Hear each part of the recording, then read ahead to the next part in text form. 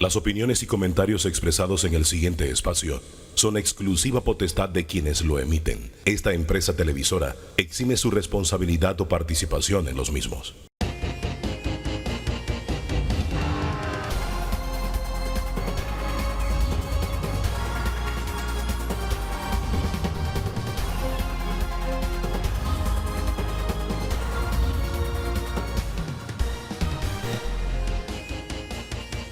¿Qué tal? ¿Qué tal? Muy, pero muy buen día. Bienvenido, bienvenida a Debate Abierto, este encuentro dominical que tenemos con el análisis, la opinión, los diferentes puntos de vista. Don Danilo Toro, ¿qué tal? ¿Cómo está? Muy bien, don Hugo. Fíjate que a pesar de que hay señales preocupantes, yo siento que podemos mirar el horizonte con cierto grado de optimismo. Coincido con usted y con ese grado de optimismo. Quiero pensar que los días que vienen nos van a traer mejores noticias. Y quiero comenzar con un tema que ha ocupado mucho espacio aquí en Debate Abierto de manera continua y que no sé, a mí me ha dejado un sabor como de que se hizo justicia, pero a la vez la desazón de que no se hizo justicia, y queremos que lo analicemos y que saquemos la enseñanza del caso Aderlyn, mirando hacia adelante, de lo que nos deja como enseñanza y lo que podemos hacer para que no haya más Aderlyn en el futuro. ¿Qué nos queda por hacer? Hemos avanzado, hemos caminado, pero le insisto, yo tengo esa desazón todavía, y está con nosotros Lucy Córdoba, con nosotros, como siempre, hablando de este tema, Winnie Ortega, que estuvo en este proceso también y que conoce muy bien de este asunto. Y le voy a ceder que usted comience, ya que usted tiene muchas ganas. Celeste, para que le cueste, ¿no? No. Bien, entonces adelante, usted, no, fíjese, por el gatito. Fíjese, Hugo, que Sócrates en ese famoso diálogo escrito por su pupilo, Alcibiades o de la naturaleza del hombre, arranca con una discusión que no ha parado desde entonces, después de siglos y siglos y siglos, la justicia humana. ¿Cuándo se hace justicia? ¿Qué es la justicia humana? Y aquí el punto es ese, ¿no? Yo no me logro explicar cómo una persona que ya está identificada, ya ha sido procesada, ya ha sido condenada, a su vez comete un delito. Estaba libre para cometer otro delito. Eso en mi mente, en mi caja mental, esa explicación todavía no encuentra solución. Ayúdenos a entender primero ese escenario. No sé, tomen la palabra la que desee. Saludos y buenos días a todos. Bienvenidos. Feliz domingo. Yo creo que es importante señalar que esa pregunta la hace mucha gente que no ha seguido el caso. Y es que justamente cuando se da la desaparición de Aderlyn el 13 de septiembre del 2022, automáticamente para el mes de octubre se descubre que este señor estaba violentando de manera sexual a sus dos hijastras de 6 y 8 años y a sus dos hijos de 1 año y una bebé recién nacida. Entonces allí lo descubren básicamente haciendo sexo oral con la más pequeña, y se da cuenta la abuela de la misma de la situación en el interín que había desaparecido Aderlyn. O sea, lo primero que ocurrió fue la desaparición de Aderlyn y posteriormente se percata a un familiar de él, es decir, la abuela, la mamá de él, de los delitos que estaba cometiendo con sus hijastros y con sus hijos en el mismo lugar de Las Trancas. Y es ahí donde se le da conocimiento a las unidades de policía y comienza ese proceso en concordancia con la desaparición de Aderlyn. Estamos hablando de alguien con un comportamiento. Aquí hemos hablado de los pedófilos, de la necesidad de que se haga público el listado de los pedófilos. ¿En algo nos evitaría una circunstancia como esta si lo lográramos? Claro que sí. Ante todo, gracias. Bienvenida. Feliz domingo a todos. En este momento, todos los que nos ven y nos escuchan saben a dónde están sus hijos, saben qué hacen sus hijos. En este momento, Dalis no sabe a dónde está su hija. Ni siquiera puede ir, se le quitó, se le arrebató el derecho hasta de ir a una tumba a llorar a su hija. Esto realmente es algo que se pudo evitar. Realmente, como acaba de mencionar la licenciada Whitney, después de un hecho, después de percibir un delito, un hecho como la desaparición de Aderlyn, fue que nos enteramos o descubrimos que existía un pedófilo en Las Trancas. Esto tiene que evitarse. Debajo o luego de hacer diferentes dinámicas, la normativa, que son las leyes, la programativa, que son los programas de prevención, y sobre todo la detección, y la institución. ¿Qué institución se encarga de prevenir todos estos hechos lamentables como los de Aderlyn? Ahora bien, el camino que hemos recorrido con este tema a través de los años es largo. Y ahora que usted nos dice este tema de usted sabe dónde están sus hijos, Dalis no lo sabe, me quedo pensando en que modificamos la ley de la alerta Amber y solamente hace 2 semanas, en el caso de una menor, la alerta Amber cuando se activó, ya la niña había muerto. Entonces estamos hablando de una situación en la que todavía no sé si es que no encontramos la fórmula correcta, si estamos en una curva de aprendizaje que se nos está haciendo muy difícil o alguien está estorbando. ¿Qué es lo que nos está pasando como sociedad? Como sociedad, Panamá tiene un desenfoque en tema de derechos de niños y niñas. El enfoque debe ser integral, debe ser de protección y justicia, no hacer justicia cuando ya existe, en este caso, una niña desaparecida. Así como me tiembla la voz para poder decir esto, espero que también le tiemble la conciencia a quienes debieron actuar de forma efectiva y eficiente y no lo hicieron. Porque Aderlyn desapareció el 13 de septiembre del 2022. Estamos ahorita mismo en el 2025, 23 años después. ¿Y qué nos duele? Y ese es el sentir de todos los panameños, que aquí en Panamá han desaparecido personas adultas que en menos de 24 horas han sido encontradas. Entonces tenemos un tema de desenfoque en temas, de verdadero enfoque en derechos, porque un niño y una niña no desaparece porque sí, y un niño no se busca por lástima, se debe buscar por respetos y por sus derechos. Del 2022 hacia acá, ¿cuántas Aderlyn más hemos tenido? Hemos tenido bastantes, pero yo quiero responder esa pregunta de la alerta Amber y es porque nosotros trabajamos en esa, y es que la alerta Amber aún no ha sido reglamentada, entonces no estamos en una curva de aprendizaje, estamos todavía en un proceso que no tiene prioridad, y para que tenga prioridad habría que reunirse y reglamentarla de manera inmediata una vez que se aprobó la misma. Es que eso forma parte también de la curva de aprendizaje, priorizar lo que realmente es importante, no lo estamos priorizando. Así es, así es. Y lo más doloroso, y lo quiero decir en honor a Nusayba, niña de 2 años desaparecida el 22 de mayo del 2025. Nusayba lleva 15 días, Nusayba tiene 2 añitos, desaparecida en Changuinola. 15 días, no quiero que en 3 años estemos con la misma historia de Aderlyn.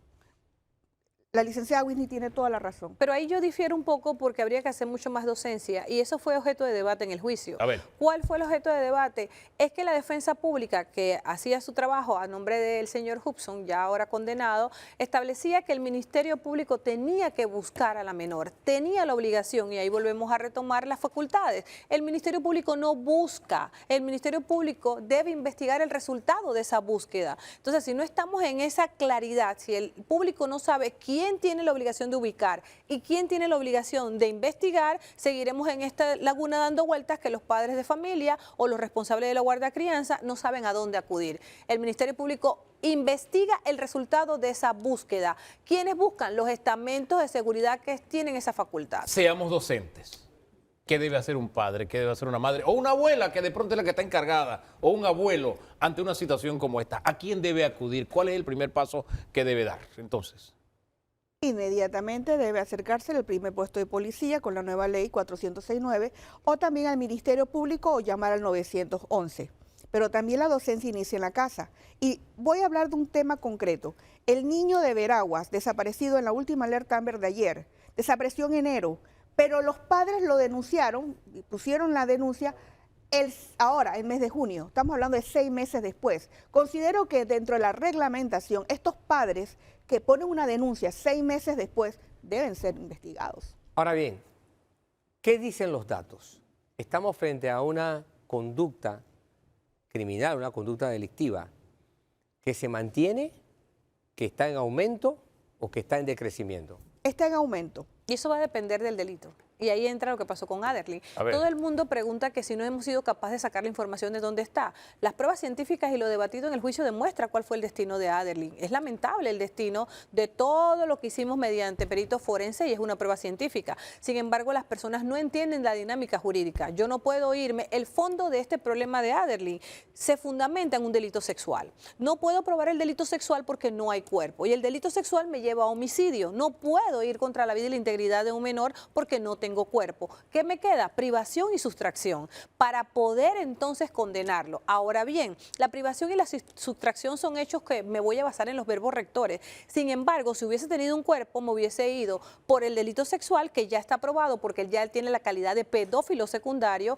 y posteriormente homicidio. ¿Qué me queda ahora? Irme, una vez que está declarado como privado y retenedor en ese momento de la menor, entonces irme, después de 5 años de desaparecido, por el delito de homicidio. Es un tema de normativa y probablemente las personas están insatisfechas por la pena de ambos delitos, pero eso es lo que me dice el código. La pena mayor de sustracción y de menor son 3 y 6, sumados son 9, pero esa es la que yo le pedí al tribunal que calificara. Sin embargo, aquí el 18 tenemos que ver qué va a considerar ellos, pero esa es la máxima. ¿Y cuál es el problema? Que los diputados revisen esa normativa, porque una sustracción y una privación, 3 años y de un menor 6, eso no puede ser. Nos queda tarea por hacer entonces nuevamente. Totalmente. Y ante todo, en nombre de Adeline, gracias, Wisty, por lo que hiciste con este juicio, porque gracias a ti también se logró esta pena. Pero también hay un peligro grave que Panamá no lo está viendo. Si estas normas que tiene Panamá es una puerta abierta, porque así los pedófilos mundiales están tomando nota, porque Panamá se puede convertir en un paraíso y un lugar atractivo para estos depredadores sexuales. Mucho cuidado de lo que dice la licenciada Whitney. Los diputados en este momento tienen que sentarse para cambiar la norma, porque si no, Panamá se va a convertir en un paraíso de depredadores sexuales. Y científicamente, la activación de la alerta Amber, que fue algo muy positivo, nos está indicando que estamos entre flagelos silenciosos, porque, repito, muchas de nuestras niñas desaparecidas han sido víctimas de trata de personas y tráfico. Yo me quiero agregar algo ahí. ¿Ah? Nos está mandando ese mensaje, pero también nos está mandando un mensaje de que hay padres irresponsables. Y eso ha sido un debate siempre. Sí, no, y vamos a sumar el tema de los padres irresponsables. No se nos puede quedar porque este es un tema donde la sociedad tiene que enfocarse en lo que realmente es importante y es el derecho de los niños. Pero le decía que la agenda va aumentando porque dejaron vigentes los acuerdos de pena. Y tenemos que bregar en ese tema para que no haya acuerdos de pena, también para que se haga pública la lista de pedófilos y también para que haya concordancia entre el delito y la pero pena. Un delito de privación de libertad que no tiene agravante y que no guarda relación con un menor, eso merece un acuerdo de pena. Y la pena mayor es 9, entonces ¿cómo lo impides? Y hay que sentarse ahí a hilar delgado, porque eso no tiene agravante. Y si hilamos delgado, ¿cuál sería la salida? Porque si lo dejamos en las manos de los diputados, no, tenemos que llevárselo así masticadito. Esto es lo que necesita la sociedad, esto es lo que necesitan nuestros niños. Coincido. Don Danilo. Ahora, cuando hablamos de sustracción, obviamente no necesariamente estamos hablando de depredadores sexuales, sino que metemos en esa clasificación a padres que por una disputa toman a un niño y se lo llevan de forma ilegal Y ha pasado. a otro destino. Estamos hablando también de ese caso. Pero es que eso no es delito. Cuando es un padre, no es un delito de sustracción, porque resulta que tiene los mismos deberes y derechos y ahí entra la... No, perdón. Yo conozco aquí casos de un panameño que se fue y encontró a su hija en Costa Rica llevada por quien había sido su cónyuge, según lo denunció él. Pero es que justamente el desenlace de ese caso, que sería otro programa, guarda relación con los deberes y derechos que tenía el papá. Y no puede ser secuestro ni sustracción porque sigue siendo su papá. Ahí había otros elementos que guardan relación con la guarda crianza, la reglamentación de visita, que había que hilar delgado. Y en ese sentido, entonces, él colocar los desacatos y las activaciones que tenía derecho para que no llegara a donde llegó.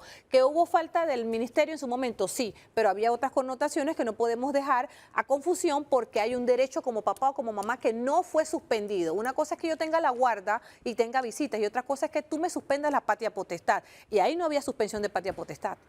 Ahora, cada caso es individual y de verdad en ese lo hemos abordado en varias ocasiones y ha sido objeto de debate. Yo quiero regresar a mirar todo el bosque y no quedarnos en un árbol, porque la última vez que usted estuvo me hablaba de la sustracción de un menor o la desaparición de un menor cada 30 horas, si la memoria no me es infiel. Cada 30 horas. Cada 30 horas. ¿Cuál ha sido el comportamiento de este fenómeno en los últimos meses? A partir del año 2025 tenemos más de 140 desapariciones aproximadamente, porque recuerden que estas cifras cambian cada minuto. Para el año 2025 se estimaba que si cada 30 horas era un aproximado de 250 menores que posiblemente iban a desaparecer en el año 2025. Pero si bajamos a 16 horas, entonces va a dar un aproximado de 500 niños y niñas, y así lo muestran las estadísticas. ¿Usted sabe cuánto desaparecieron, ¿cuántas activaciones de alerta Amber se hicieron en mayo? ¿Cuántas? 41.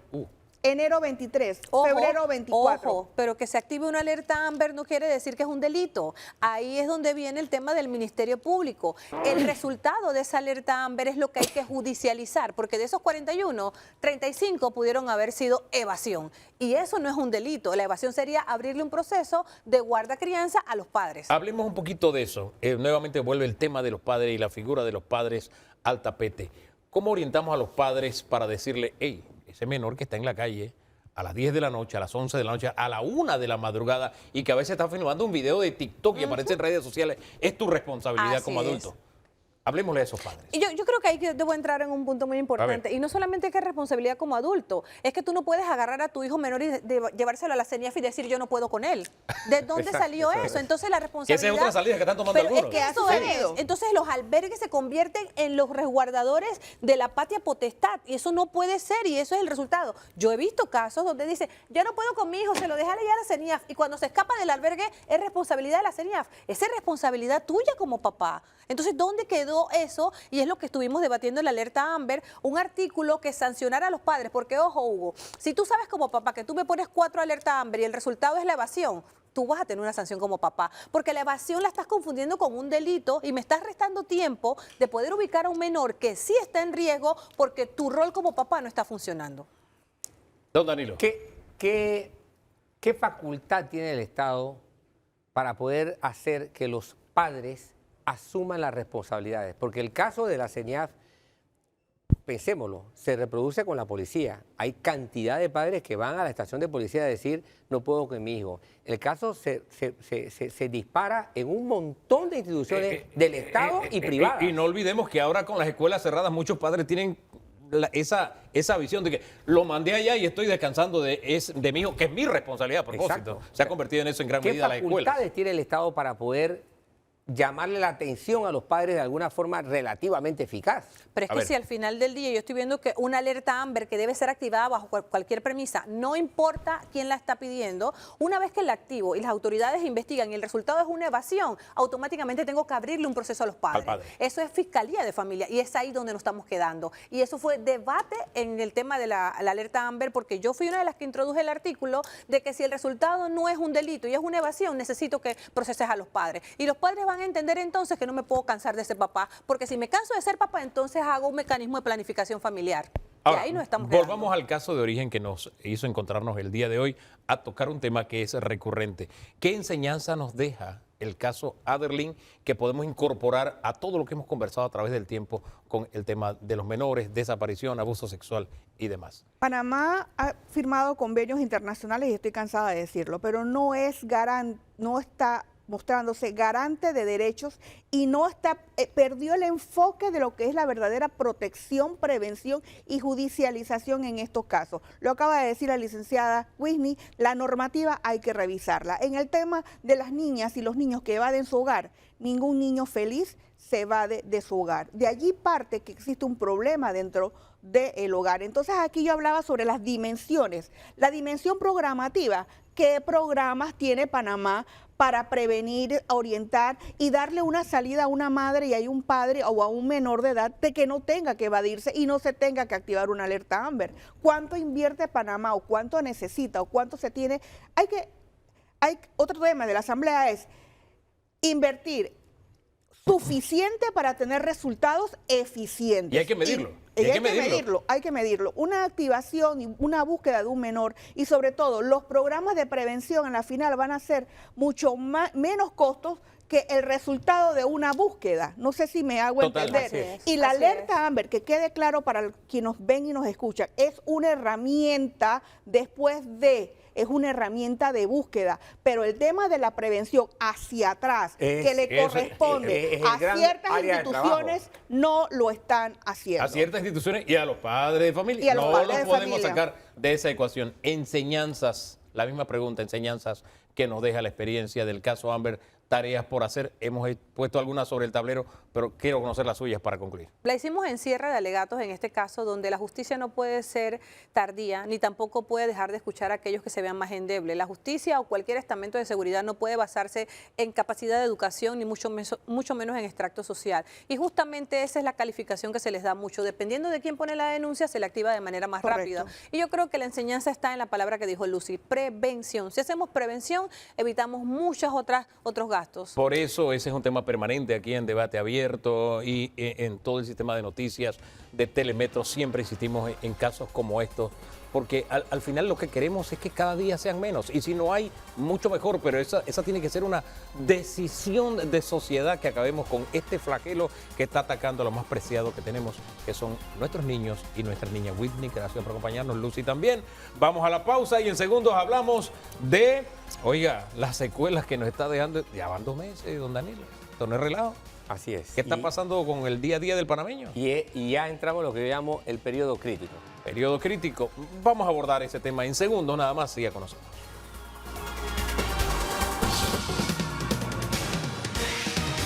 Eso significa un COPLADIS. ¿Qué es lo que significa un COPLADIS? Unión Nacional de Conductores de Plataformas Digitales. Así es, porque mire, vamos a hacer un balance de estos 2 meses, cómo han impactado la economía en la ciudad y también principalmente en Boca del Toro, qué está pasando, ¿no? Y si hay gente que de pronto tiene un termómetro de cómo está la economía, es el transportista, sin lugar a dudas. Porque el que antes iba a hacer una carrera lo piensa 2 veces o dice, no, voy y vengo y espérame ahí, y te da algo adicional. Y yo no sé si esas cosas han cambiado. Aquí nos acompaña esta mañana José Gabriel Escano y él nos hablará sobre ese tema. Pero si usted hace memoria, al inicio de todo esto estuvo con nosotros Franklin Martínez, de la Unión Nacional de Pequeñas y Medianas Empresas, y él nos planteó lo que ya estaban resintiendo, cómo están ya luego de 2 meses, cuál es la situación de esa propietaria del salón de belleza, la que le alquila la sillita a la dueña del salón de belleza para pintar uñas, el mecánico, el raspadero, esos empresarios, cómo les ha ido, qué situación tienen. Vamos a hacer el balance. Y René Quevedo, que usted sabe que es el especialista en el tema, él es consultor, especialista en el tema laboral y también entonces nos va a dar un pantallazo. ¿Le parece que estamos bien? Perfectamente, porque a veces nos formamos mitos, ¿no? Y pensamos en las empresas como las grandes empresas, si se benefician, si pierden. Y no, la economía, la rueda de la economía se mueve con pequeños dientes. Es la gente, es la gente. Usted nos dijo cuando estuvo la vez pasada acá, buenos días a los 3, disculpen que lo presenté y no lo he saludado. Usted nos dijo que el 85% del empresariado es pequeña, micro, pequeña y mediana empresa. ¿Estoy en lo cierto? Es correcto. Bien. ¿Cuál es la situación 2 meses después? Desafortunadamente nosotros estamos viendo números que están peores que cuando estuvimos en pandemia. Cuando estuvimos en pandemia se perdió el 40% del parque empresarial en los 18 meses que estuvimos cerrados. Luego, cuando llegamos a los movimientos que se hicieron de cierre en el año 2022, perdimos el 10% del parque empresarial que quedaba. Y en el año 2023, en octubre, noviembre, volvimos a perder otro 10%. En este momento la situación está peor que en esas situaciones. Y digo peor porque nosotros todavía no nos hemos levantado del movimiento de crisis económica en la que veníamos viviendo. Cuando usted nos dice peor, me plantea un panorama preocupante, porque también usted nos dibujaba cuando comenzó la crisis que la pequeña, mediana y microempresa, de pronto yo soy mi jefe y mi esposa, yo soy el que hace el café y mi esposa es el que lo sirve. Y mi cuñada es la que friega. Entonces, estamos hablando de un tema que está afectando directamente al panameño medio común. Es así, porque el tema del sector de la micro, de la pequeña y la mediana empresa es eminentemente familiar, específicamente el sector de la micro. ¿Y por qué digo esto? Porque cuando nosotros entramos en crisis, como estamos viviendo de supervivencia, cuando entramos en crisis no nos podemos dar los lujos que tienen las grandes empresas de hacer reducción de personal. Aquí el reducción de personal significa votar a la esposa, votar al hijo, votar a la nuera, al yerno. O sea, significa deshacernos de un miembro de la familia. Y en estas crisis en las que estamos viviendo, la situación económica precaria a la que nos han llevado los cierres de calle, evita que las personas lleguen a nuestros clientes y también evita que los que podemos hacer el trabajo, prestar el servicio, no podemos llegar a los lugares a brindar nuestros servicios. Y en el caso de los conductores de plataforma, aunque tienen una relación con la plataforma, usted no se puede despedir a usted mismo. ¿Ah? Pero ¿cómo andan ustedes? ¿Cómo miden ustedes? ¿Cómo le ha impactado todo este tiempo de crisis? Es correcto. Nosotros como prácticamente ya podemos decir que somos de primera línea, pues que se vio mucho hablando en temas de pandemia, específicamente en el tema de delivery, por ejemplo, que se convirtió en una de las facilidades de cómo llevar el sustento a los hogares, etcétera. Sin embargo, este tipo de trabajadores hoy en día no tienen una protección real en cuanto a temas de seguridad social, económica, no existe una estabilidad como tal.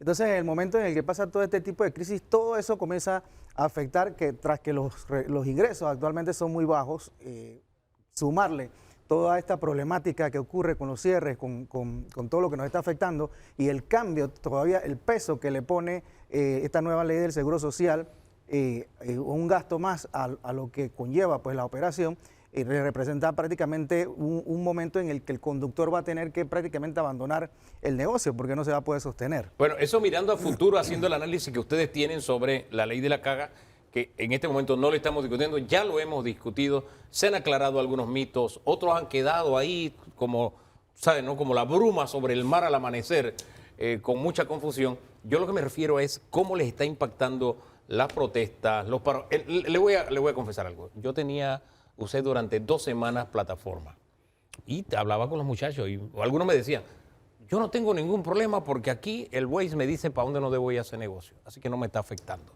Pero otros me decían, la gente no nos está llamando como siempre. Yo a esta hora ya había hecho 10, he hecho 7 esta mañana, o he hecho 5, o he hecho 2. ¿Cómo les está afectando? Bueno, nos afecta principalmente porque actualmente existe una gran cantidad de conductores. Las plataformas ahorita mismo están prácticamente saturadas. En el momento en el que la demanda se reduce, la demanda de usuarios se reduce, obvio, estos conductores quedan a la deriva, sin tener pues la frecuencia de viajes que anteriormente hacían. Y sumado a eso, pues el tema de los tranques, que para hacer un recorrido prácticamente te está tomando más de 15, 20 minutos, dependiendo de lo que normalmente ocupa el tráfico. Vamos con el balance de cifras. Me preocupa que lleguemos a los 2 dígitos. Después de lo que pasó en Bocas del Toro, ¿vamos a llegar a ese escenario? Sí, vamos a llegar. Yo creo que es importante entender que, como dicen, en toda historia hay 3 protagonistas, los buenos, los malos y la verdad. Y lo que no se mide no existe. Lamentablemente estamos en narrativas emocionales que nos están llevando a un impacto muy fuerte. Que ojo, esto forma parte de un proceso que ya viene. En los últimos 5 años nosotros hemos tenido 2 shocks y 3 aftershocks. Los 2 shocks fueron la pandemia, el otro fue el cierre de la mina y la pérdida del grado de inversión, y los 3 shocks fueron los cierres del 2022, 2023 y el que estamos viviendo en este momento. Lamentablemente lo que está ocurriendo es parte de un proceso que ya viene. En los últimos 5 años nosotros sacamos de circulación 4.600 millones de dólares de inversión privada. Es decir, 900 millones que le compraba la mina a otros sectores de la economía, 2.165 millones menos de financiamientos bancarios del sector productivo, que genera el 80% de los empleos en el país, y 1.600 millones de menos inversión privada. Esto ha ocasionado, entre otras cosas, por ejemplo, que Mitradel el año pasado tramitara 100.000 contratos menos que en el 2019. Pero otro dato para mí que llama mucho la atención. En el 2024, el Metro y Mi Bus movieron 191.000 pasajeros diarios menos que en el 2019, una caída del 23%. ¿Quiere decir esto? En una economía donde el 70% de los empleos son presenciales y el consumo también, que si antes salían 4 de la casa, ahora salen 3. Entonces, obviamente hay un impacto masivo en el empleo, en la actividad económica y obviamente, insisto, lo que no se mide no existe con respecto a las diferentes posiciones que se están manejando, que son básicamente narrativas pasionales, con todo el respeto que se merecen. Oiga, si mi bus cayó 23% en movilización de pasajeros, las plataformas, ¿cómo le va? Definitivamente ha habido una baja total en lo que es el movimiento de frecuencia de viajes, como lo menciono. Prácticamente ahora, si pasábamos de trabajar 12 horas diarias, ahora estamos pasando a 13, 14 horas diarias para poder lograr lo que obteníamos anteriormente. O sea, hay una diferencia total en cuanto al tema de los ingresos. Don Franklin.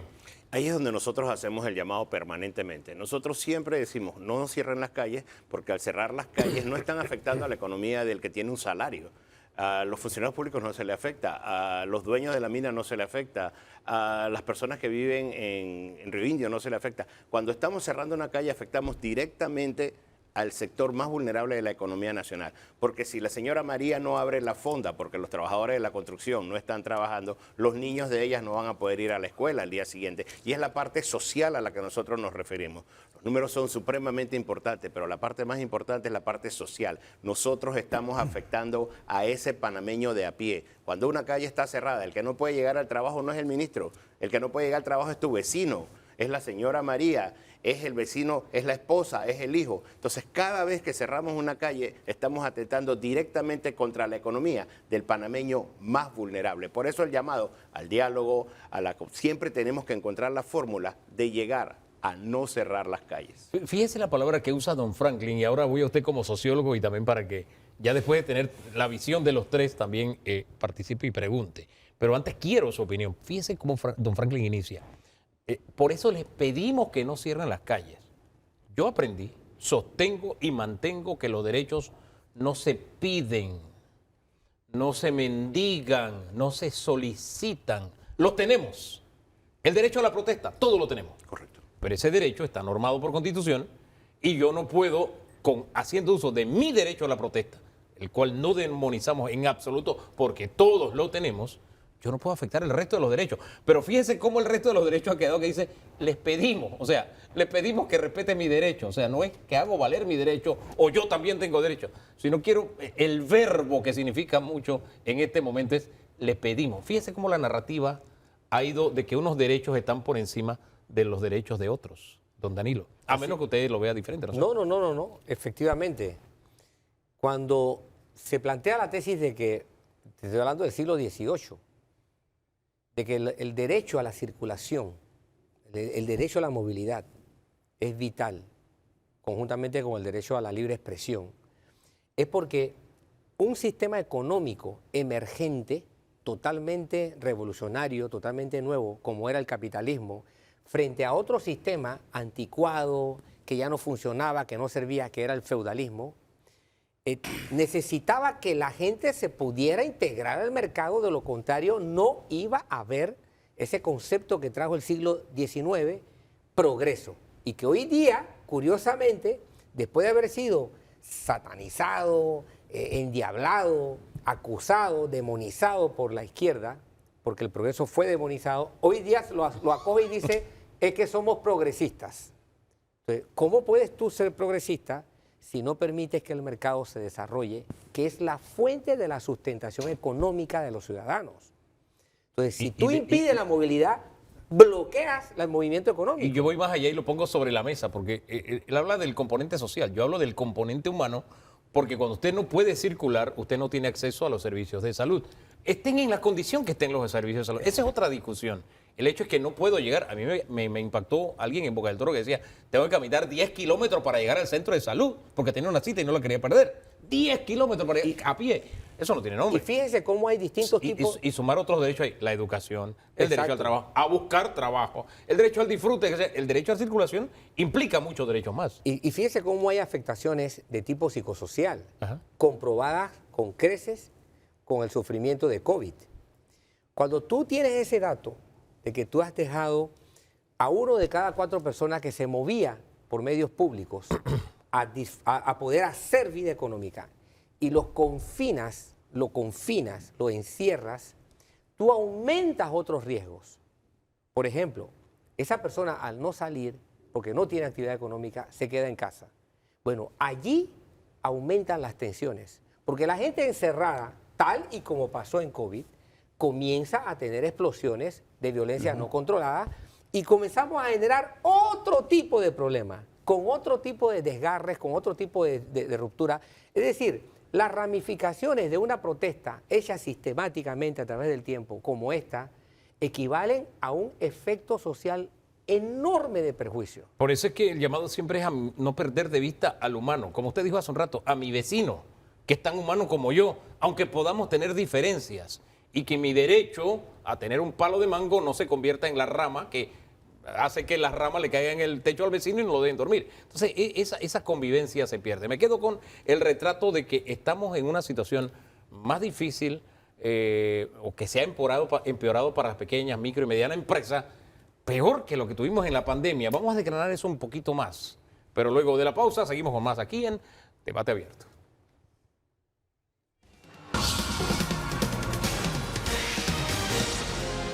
Tener un escenario peor que el de la pandemia, yo no lo había visto, de verdad me impactó y por eso quiero arrancar con este aspecto, don Danilo. Así es, don Hugo. Si tenemos en cuenta de que estamos bloqueando la posibilidad de que la gente haga vida económica y con eso vamos a tener terribles consecuencias, tanto económicas como sociales.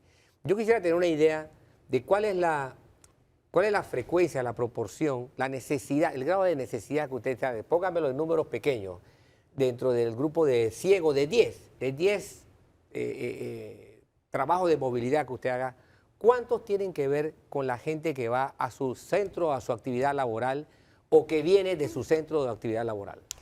Bueno, eso lo marca fácilmente en las mañanas, por ejemplo, los conductores que trabajan en horarios de demanda, que son principalmente los horarios en los que la persona pues va a trabajar entre 6 de la mañana a 8 de la mañana, es donde mayormente se logra sacar mejores ingresos, precisamente porque ese es el target de nosotros, los trabajadores que van directo a sus oficinas, también a lo que es atención médica, todo ese tema, y podemos estar haciendo una frecuencia de por hora entre 7 a 10 dólares la hora, que es lo que actualmente se genera de ingresos. Hoy en día eso se ha reducido precisamente por el tema pues, de la dificultad para moverse y que también las personas están muy retraídas a la hora de gastar. Se están tratando de guardar mucho lo que tienen y prefieren utilizar otros medios de transporte y madrugar incluso un poco más para poder moverse y eso directamente nos afecta a nosotros. Pero hablando también un poco del derecho, yo creo que también tenemos que ver el tema de que se necesita pues en esta problemática un poco más de diálogo abierto de parte del Estado para que se pueda lograr lo más pronto posible y ver qué hacemos para solucionar el tema económico. Y ahí estamos en coincidencia. Tenemos que abrir el diálogo porque usted lo decía en unos programas anteriores, ¿no? Tenemos que poner de moda la generación de empleo. ¿Cómo reactivamos una economía que da traspié y sigue dando traspiés? ¿Cómo generamos más empleo en condiciones como esta? Sí. Porque la economía es inversión y trabajo, no hay de otra. Sí, yo creo que el impacto, insisto, y vimos lo que nos hizo la pandemia, 70% de los empleos en Panamá son presenciales, o sea, la gente se tiene que desplazar. En Bocas del Toro es 80%, ¿ok? Panamá adoptó las políticas de restricción de movilidad más severas de toda Latinoamérica y masacramos en la pandemia a 407.000 empleos formales del sector privado entre el 2020 y el 2021. Ahora bien, a mí me preocupa en realidad lo que se está viviendo y con el mayor de los respetos, ¿no? Se cuestiona la ley 462 y lamentablemente estamos con muchas narrativas pasionales. Es decir, se habla de las pensiones de hambre. Eso es matemáticamente imposible. ¿Por qué? Porque si vemos el cuadro 14 del informe de la Contraloría, del informe laboral, hoy tenemos 24.000 asalariados privados menos y 63.000 funcionarios más que en el 2012. De esos 63.000 funcionarios más, 38% son educadores, 28% son personal de la salud y 27% son administración pública. Ahí tenemos 93%. Desde el punto de vista de salario, cuadro 25, los educadores recibieron 96% de aumento salarial en los últimos 12 años, sector salud 65% y la administración pública 55%. Si solo el Estado es el que genera el empleo formal y los mayores aumentos salariales, es imposible que estemos hablando de las pensiones del pueblo. El sector productivo no genera empleo formal sostenible desde el 2012. Entonces, ahora bien, volvemos al tema de la narrativa pasional, de los buenos y los malos, ¿okay? Como dicen, lo que no se mide no existe. Entonces, con el mayor de los respetos, porque al final del día las narrativas y los eslogans son sentimientos. Creo que tenemos que centrarnos, tiene que haber un diálogo alrededor de la verdad. La verdad es una sola, lo que no se mide no existe. Entonces creo que en ese sentido tenemos que mirar qué es lo que está pasando. Nos estamos haciendo nosotros mismos el harakiri. Esto es como, y utilizo la expresión con frecuencia, es como decir, hay un incendio en el barco, solución, hundámoslo. En ese harakiri, las grandes empresas, grandes inversiones como la minera, cerramos. Ahí está la cantidad de desempleo que nos aumentó a más del 9 puntos el desempleo. Ahora la cantidad de desempleo que nuevamente en otro harakiri cerramos otra gran inversión como la de Chiquita. Ustedes acá desde abajo, los pequeños, medianos, pequeñas empresas, ¿cómo ve? Están afectando a los grandes. Y ese harakiri que se están haciendo allá, ustedes no se hacen el harakiri, pero están sufriendo exactamente lo mismo. ¿Cómo rompemos ese círculo desastroso? El mensaje que nosotros permanentemente le llevamos a la población es que debemos entender a quién afectamos con estos cierres de calle. Cada vez que se cierra la calle, el presidente de la República cobra el mismo salario. Los maestros, los educadores, los contratistas, los constructores, los pueblos originarios, todos reciben su salario. El sector de la micro, de la pequeña y de la mediana empresa es, como bien dice René Quevedo, eminentemente presencial. Si nosotros no podemos llevar nuestro arte o nuestro oficio en condiciones de sostenibilidad, no vamos a tener el futuro que queremos, no vamos a tener el presente que tenemos. Sin embargo, hay un aspecto muy importante que tenemos y por eso decimos que estamos peor que en la época de la pandemia. El día de la pandemia yo sabía que no podía salir de la casa. En la época de la pandemia yo sabía que si salía me iba a enfermar de algo. Pero yo estoy saliendo a la calle hoy. El día de mañana, lunes, yo salgo a la calle con la intención de desarrollar mi trabajo. Y no sé en qué momento me van a cerrar la calle. No sé por dónde me van a cerrar la calle. Y esa incertidumbre que se está generando a nivel nacional hace que yo agarre lo poco dinero que tengo y yo no voy a comprar los víveres para poder producir durante un mes. Yo voy a comprar durante una semana solamente porque yo no sé si la otra semana me van a cerrar el país. Pero eso implica que yo tengo que comprar al de tal, no al por mayor. Me está incrementando los costos operativos. Y eso se traduce invariablemente en pérdida de puestos de trabajo. Pérdida de puesto de trabajo, impacto en la gente nuevamente, que en eso es lo que siempre hago énfasis. Sin embargo, yo me quiero montar en la ola de la esperanza. Yo no puedo perder la esperanza, yo soy un hombre de fe. Y ahora que el escenario político de alguna forma ha abierto así como una rendija para que el problema se cuele y la Asamblea de alguna manera trate de reparar lo que ha pasado con el tema de la ley de los trabajadores del banano, con un acuerdo que ya se había hecho con el Ejecutivo, a mí me abre el espacio de tener esperanza de ese diálogo del que usted planteaba hace un rato. Sí, nosotros también como trabajadores se nos hace muy importante lograr ese diálogo, esas puertas abiertas de parte del Estado. Y quiero mencionar algo muy importante, por lo menos de nuestro sector. Actualmente nosotros estamos en un vacío jurídico de qué somos. No sabemos si somos independientes, no sabemos si somos trabajadores, no sabemos si somos esclavos de las empresas, no sabemos. Porque actualmente estamos haciendo para el lado de nosotros, de los trabajadores de plataforma, las reglas se están haciendo al revés. Nosotros no tenemos ahora mismo una clasificación correcta y a nivel global, incluso actualmente que se está haciendo la Conferencia Internacional del Trabajo, se está buscando las herramientas de convenios internacionales para lograr que a nosotros se nos clasifique, cuando aquí tenemos ya derechos como trabajadores, porque existe una subordinación dentro de las empresas de plataforma y no puede ser que todavía a este sol nosotros hemos presentado tantas iniciativas al Estado para que nos clasifiquen de forma correcta y eso no se ha podido lograr. Esa es una tarea pendiente. Ahora, yo ubicaría facilito el de que maneja su Uber y usa su carro, aunque tenga una relación con una plataforma, él tiene una pequeña empresa. ¿Cómo la maneje? ¿Cómo la administre? Es un asunto de formación. Porque el tema de trabajador, empresario, emprender, invertir, es un asunto que está aquí. Es un asunto que es la narrativa esta de los buenos y los malos que usted dice que se está tratando de vender. Mira, que no es tan correcto. En ese sentido, desde el 2012 hasta el 2024, se perdimos 24.000 asalariados del sector privado, pero agregamos 63.000 funcionarios y 264.000 informales a la economía. Quiere decir esto que cada trabajador asalariado que perdió su empleo fue reemplazado en la economía por 3 funcionarios y 10 informales. Ahora hay que aclarar quién es el informal, ¿ok? Que es donde a veces viene la confusión, ¿no? De acuerdo a los criterios de la OIT, hay un informe llamado El trabajo informal en Panamá del MEF de septiembre de 2015. ¿Quiénes son los informales? 1, los empleados que no tienen contrato laboral. 2, los independientes, aunque coticen a la Caja de Seguro Social y paguen impuestos. Yo soy informal. 3, los patronos con menos de 5 trabajadores. 4, las empleadas domésticas. Y 5, los trabajadores familiares. Ese colectivo ha sido, es y seguirá siendo el motor del empleo en el país, porque nuestra economía no genera empleo formal. Y ese es básicamente nuestro... Y para mí eso debe ser el objeto del gran diálogo, porque desde el 2012 hasta el 2024 aumentamos la deuda externa en 40.000 millones de dólares. Nos endeudamos para financiar funcionarios informales en una economía en la cual los jóvenes no son parte. Los jóvenes eran 1 de cada 4 nuevos empleos por allá por el 2009. Hoy no tienen participación en la expansión del empleo. De hecho, en los últimos 5 años, 10.542 jóvenes perdieron sus trabajos. Entonces, creo que es momento efectivamente de mirar qué queremos hacer basados en la verdad.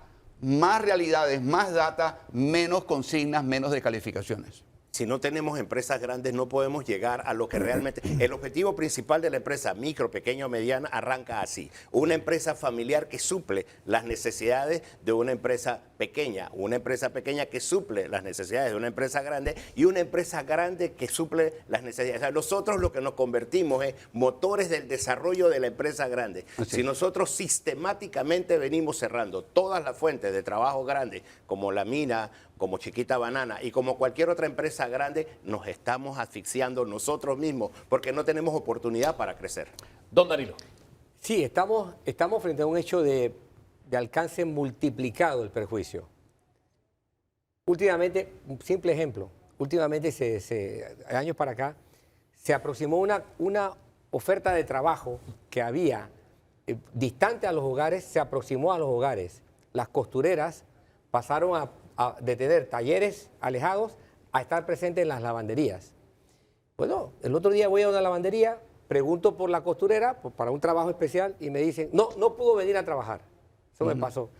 O sea, yo me puse a pensar, una persona que está vinculada a su actividad diaria, que depende de un trabajo que tiene que hacer diariamente, que es un trabajo que aunque sea manual, es un trabajo especializado. Yo no lo puedo hacer, no estoy capacidad para eso. No pudo ir a trabajar. O sea, para ella fue pérdida de 100%. Multipliquemos eso por la enorme cantidad de gente que se pone de acuerdo para tejer un sistema económico de servicios y no lo puede realizar, vinculado al hecho de que no se puede mover. Ahora, nosotros elegimos autoridades y tenemos autoridades para que jueguen un papel. No, hay un desorden, la policía está por ley y por constitución llamada a jugar un papel para que ponga orden. Alguien obstruye el tráfico en una vía. La ley también dice que la Constitución establece el papel que debe jugar la policía, porque a veces en esa confusión que tenemos sociológica en Panamá, a veces queremos ponerlo por igual. Y no es así. Hay alguien que tiene un mandato por Constitución, que tampoco puede abusar de esa fuerza, que eso es otra discusión que debemos tener. Entonces, poniendo las cosas en esa dimensión y sabiendo que tenemos autoridades electas, yo vuelvo al tema del escenario del entendimiento. Al final, esta fue una decisión política tomada en la Asamblea. Y por lo menos el tema de los bananeros va y aunque yo no termino de entender eso, porque todos los especialistas me han dicho lo que se introdujo en el tema de los bananeros era más beneficioso que lo que tenían. Entonces van a marchar hacia atrás, pero es lo que ellos quieren. Al final estamos en una especie de Panamacondo, ¿no? Pero, y no quiero dañar eso de la posibilidad de entendernos. No, lo escuchaba usted hacer un análisis y decir que nuestras crisis por lo general tienen un promedio de incubación de unos 2 meses. O sea que estamos en ese mínimo, exacto. Sí, ya estamos en escenario de encontrar esas avenidas de solución. Así ya quiero que nos enfoquemos porque de eso depende desde la micro hasta la gran empresa en este momento. Don Franklin. Nosotros hacemos un llamado a todas las fuerzas vivas a entender que necesitamos ponernos la camiseta de Panamá. Es mucho más importante ser panameño, no solamente ser un habitante de Panamá, hay que ser un ciudadano. Y cuando nosotros somos ciudadanos participamos de todo lo que tiene que ver en beneficio de esta nación. El día de mañana, lunes, nosotros estaremos visitando la provincia de Bocas del Toro con la intención de reunirnos con la Cámara de Comercio, con los productores, con aquellos empresarios de micro, de pequeña y de mediana empresa, con algunos sindicalistas. Nosotros vamos a hacer nuestro grano de arena, vamos a aportar aquello para lo que nosotros podemos hacer y es ayudar al país. Invitamos a todos los panameños a que seamos ciudadanos de este hermoso país, porque si no ponemos de nuestra parte, lo único que vamos a perder es todo. Así de sencillo, perdemos todos. También en esa línea, por favor, don René. Mira, sí, yo quiero resaltar, como digo, yo no sé, porque siempre estamos buscando culpables y no buscando soluciones a problemas que no entendemos, pero yo no sé quiénes son los culpables, pero sí sé quiénes son las víctimas, son los jóvenes, ¿ok? Lamentablemente, uno de los resultados recurrentes de las pruebas PISA es que solamente 1 de cada 100 de nuestros jóvenes sabe diferenciar una opinión de un dato. Quiere decir esto los hace susceptibles a narrativas de tipo pasional, ¿ok? ¿Por qué? Porque, insisto, no creen en la data, la evidencia no existe. Entonces creo que hay mucho de emotividad en lo que está ocurriendo y creo que tenemos que bajarle la dosis a esto.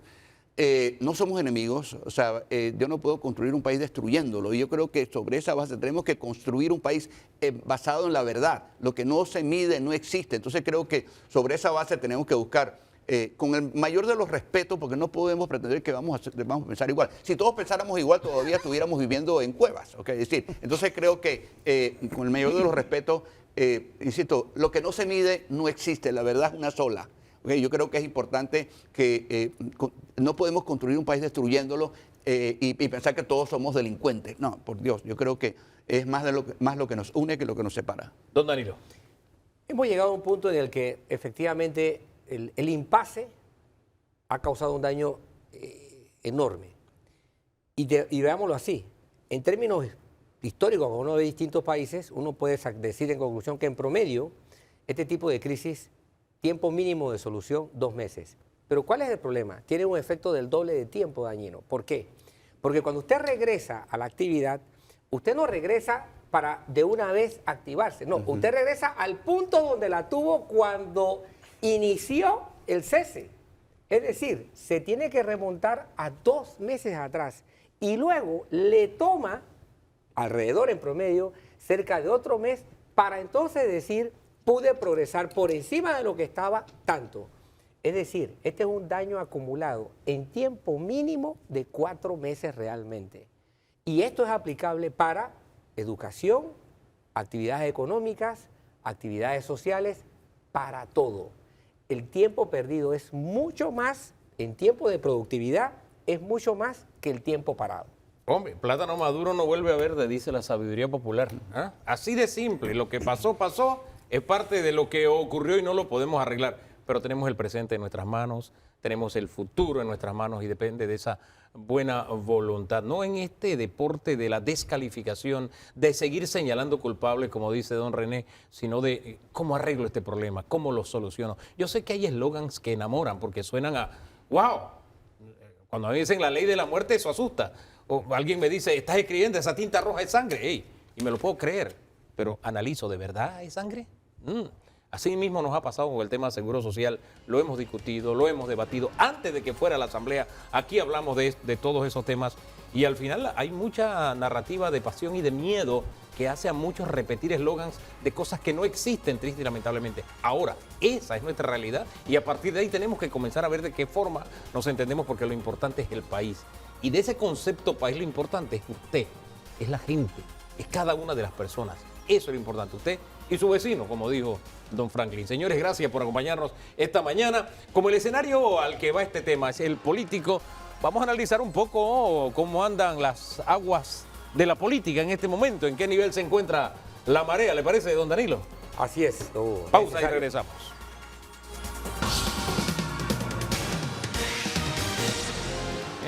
Estamos hablando del mar de fondo político que recibe estos 2 segmentos que vamos a tener ahora para hablar de, ¿cómo fue? Dijimos, el termómetro de la política en Panamá. ¿Fue así? ¿No? Bueno, aquí está el diputado Betsy Richards, independiente.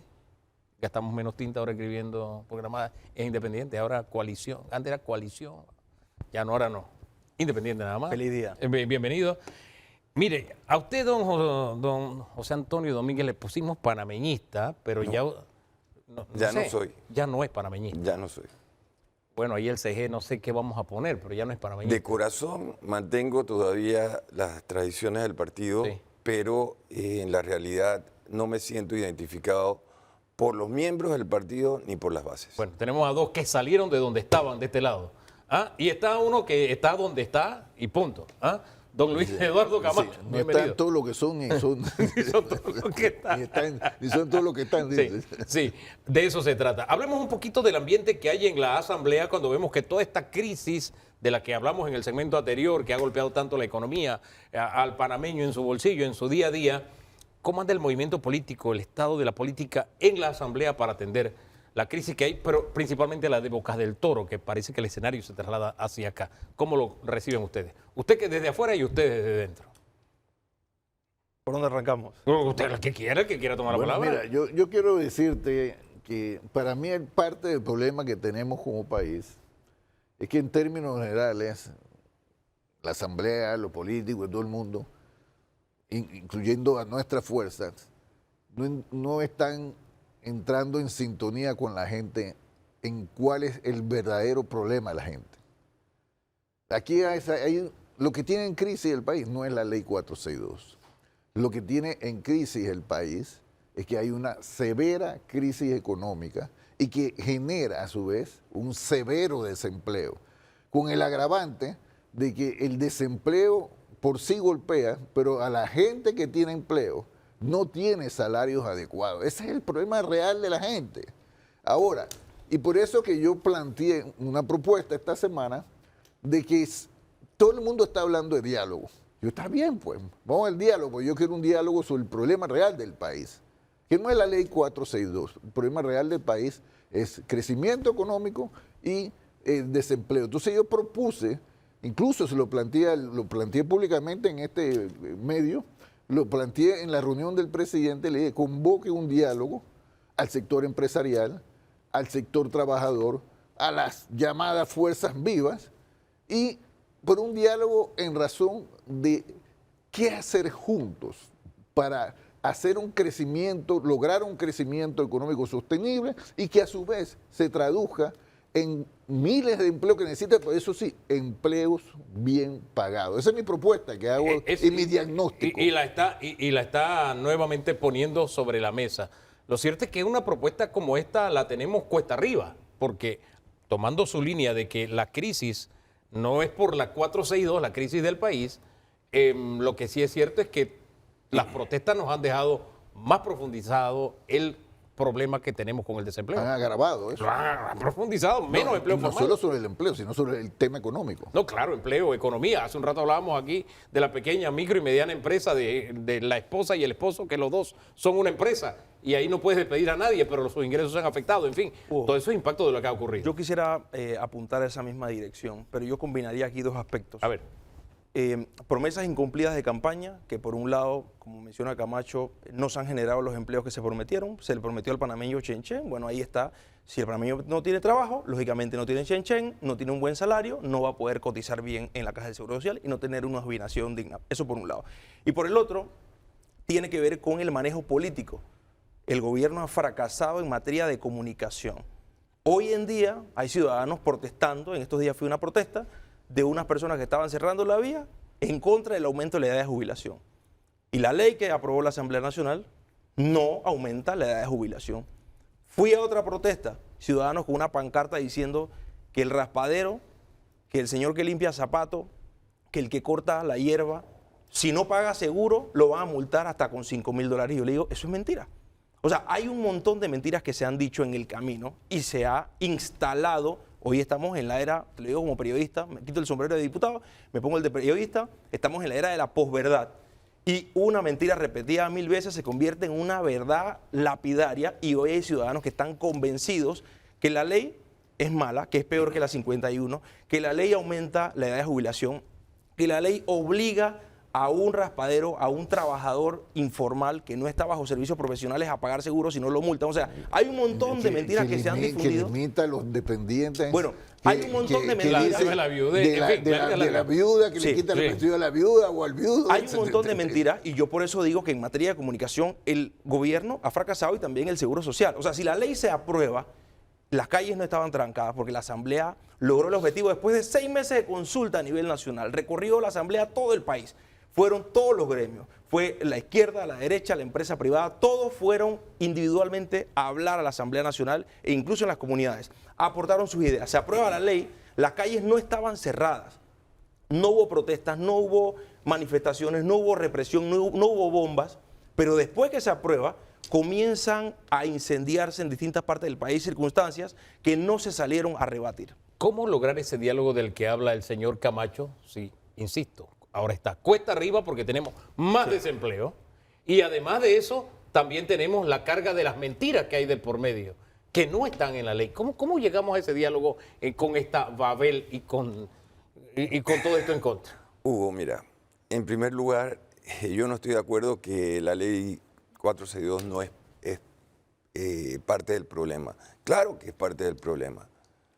La 462 es parte del problema. Hay que tratarla, hay que perfeccionarla, hay que modificarla. Hay que tratar la ley. Yo no te estoy diciendo que hay que cambiarla. Derogarla, que es lo que están diciendo los y grupos. derogarla menos. Ah, Tú ok. no puedes dejar en el limbo la caja de seguro social. Sin embargo, yo sí veo dónde está el problema. La arrogancia, la intolerancia, la prepotencia, el egocentrismo y la falta de comunicación. Cuando tú le vas a todas estas marchas, si tú le hicieras un examen a los líderes de las protestas, te aseguro que ninguno tiene una idea de qué es lo que dice la 462 y cómo la comparan con la ley anterior. ¿Cuáles son las ventajas o desventajas? Son incapaces de decirte, pero por detrás hay voces que le dicen, tenemos que hacer esto, tenemos que crear desestabilización. Y el gobierno ha caído en el jueguito de ellos.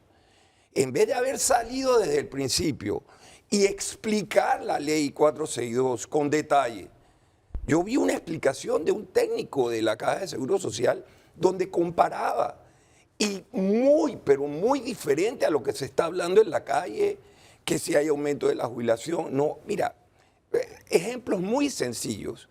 Aquí hay mucha gente que empieza a trabajar a los 18 y 20 años y a cotizar desde esa edad. Les han explicado a ellos que cuando lleguen a la edad de jubilación actual, que es 62 años para los varones y 57 para las mujeres, si tienen cotas extras, eso les ayuda para aumentar el porcentaje. No les han explicado. No se lo han explicado. Eso, muy poco. Eso es lo que buscan algunos con extender la edad de jubilación. En mi caso, yo cometí un error.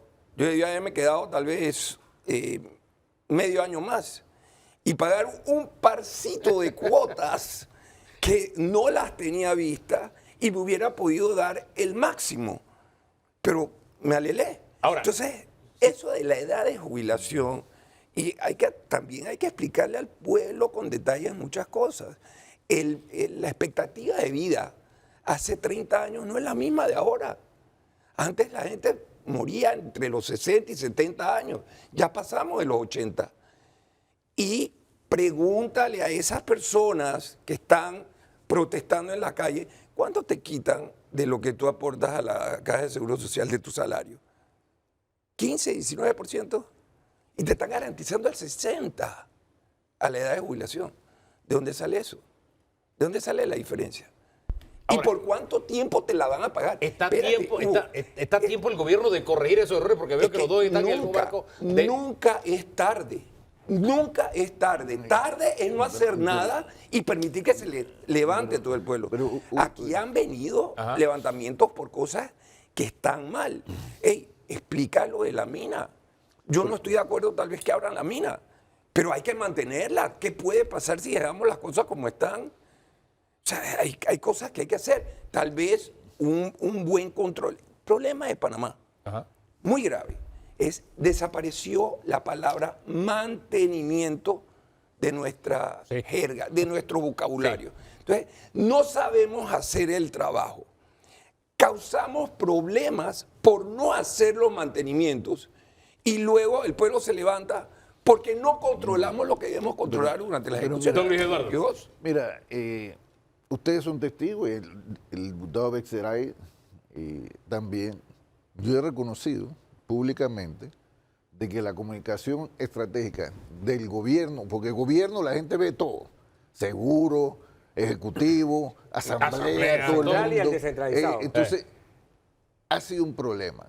De hecho, si ustedes recuerdan, yo me opuse desde el inicio a la metodología de discusión del proyecto en la asamblea. ¿Y por qué? Porque no había que ser un genio para entender lo que iba a pasar.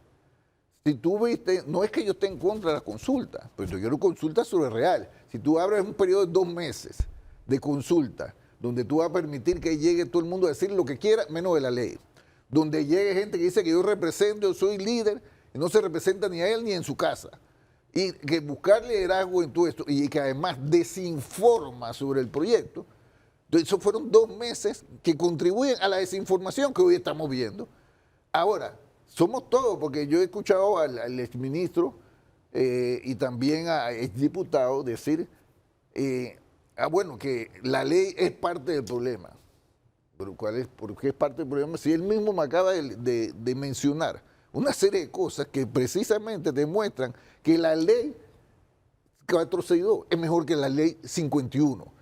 Porque la parte de la discusión que no tuvo el gobierno no fue hábil a entender que esto no se trata de la ley 462 versus el sistema solidario, porque el sistema solidario lo mató la ley 51. No existe desde el 2008. Nadie puede entrar al sistema solidario. Ah, no, pero aquí estamos discutiendo una cuestión sobre un sistema y la realidad fue una de las razones por la que yo dije públicamente que yo no quería apoyar del proyecto y se quitó. Una vez que estaba eso, yo me metí de lleno al resto del proyecto y yo lo que te quiero decir, para mí, dos cosas. La primera, que la ley del seguro mejora, fíjate, la pensión versus la ley 51. Y además de eso, para mí lo más importante, y lo dije en el pleno y lo digo por todos lados, que la ley para mí, porque cuando fuimos todos a la presidencia, todos los partidos políticos, todos los que se invitaron independientes, todos coincidimos en algo. Había que modificar la ley de seguro. Y segundo, que había que hacer una reforma integral. Y para mí lo más importante de esa ley es que permite la herramienta para que el director de la Caja del Seguro Social sanee lo que hay que sanear en el seguro para acabar con las mafias que son las que están dañando el seguro, fuera del tema de la crisis económica en esto. Pero lo llevo a la génesis. Nosotros podemos quitar la ley 462 y el problema va a seguir porque el principal problema de la gente es el desempleo y el costo de la vida. Don Danilo. Los tres panelistas, los tres invitados han señalado que hay un problema en el punto central de la actividad gubernamental que consiste en no poder comunicar, no tener la capacidad de comunicar lo que debe comunicar en el momento en que debe comunicar. Pero hay algo también que acompaña esta debilidad y es el hecho de que hay una pérdida de oportunidad porque hay una lista de inversión que el gobierno ha anunciado que están a la vuelta de la esquina, pero que nadie la ve con la expectativa porque el país se ha tirado más a postrarse que a activarse. Cerca de 4 puertos importantes están pendientes de arrancar, desde Puerto Barú, que está en Chiriquí, hasta la ribera o hasta el área del canal. 4 puertos. Está la mina, están los proyectos de la agroindustria, para el caso de los avicultores, los porcinocultores y los ganaderos. Está el ferrocarril, está el embalse de Río Indio. Y fíjate que no estoy diciendo porque hay quienes creen que una cosa reemplaza a la otra, no. Y la potabilización del lago Bayano. Junto a esa lista de pendientes que no alcanzan, no arrancan, entonces tienes cosas que quedaron rezagadas en el ámbito de energía, que quedaron atrás, que ya no se van a hacer. Tienes la industria del banano, la agroindustria del banano, que está por dejar de tenerse en Panamá, en el área de Boca del Toro. Sí, le acaban de meter un tiro. Le acaban de meter un tiro. O sea, ¿cómo es posible que tienes una lista de asuntos parados esperando en la gatera y tienes asuntos que lo tenían activado y que está echando para atrás? Y porque no hay capacidad de decir, hasta aquí, se acabó el estado de postración, vamos a arrancar el país, pues seguimos pagando el precio que tú dices. Por eso mi propuesta es que veamos el problema real. Porque mira, ¿cuál es el error del gobierno? Y lo he hecho el gobierno. Si tú sigues con el tema de la ley 462, tú estás jugando en el terreno de lo que tus adversarios políticos te quieren tener, mientras que el resto del país, lo que tú necesitas, ese listado y muchas otras cosas más, está parado. Entonces, suma eso sí, porque mira, para levantar este país, nosotros prometimos Chenchen, ¿verdad? Es verdad, Beceray. Y no, aunque podemos hablar de lo malo que hizo el gobierno anterior y el de anterior, pero a nadie lo eligen para dar excusa. Y eso es lo que yo entonces nosotros tenemos que, eso sí, ante la realidad del país, la económica sobre todo, que te genera el tema del empleo, nosotros, el gobierno solo no puede hacerlo. Tiene que llamar a todos los sectores. Es decir, y está actuando en consecuencia. Tenemos que unirnos en razón de qué. Sus principales problemas de la gente. Ahora, no el que quieren hablar los políticos. Pero le tomo esa idea. Problema de la gente. Le tomo esa idea porque al final me pregunto, el gobierno está haciendo lo propio, es decir, está tratando de que todos esos sectores se le sumen para echar hacia adelante, para que la mesa que usted puso así está servida, llena de alimentos. Pero ahora mismo el sociólogo acá en la mesa menciona la ejecución presupuestaria de todos los proyectos que existen.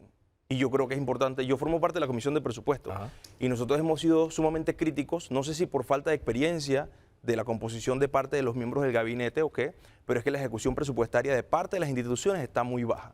Es decir, Ministerio de Obras Públicas, nosotros por ley, la ley de presupuesto 2025 le aprobamos 600 millones de dólares. Le hemos agregado presupuesto adicional, unos 200 millones de dólares adicionales al MOP.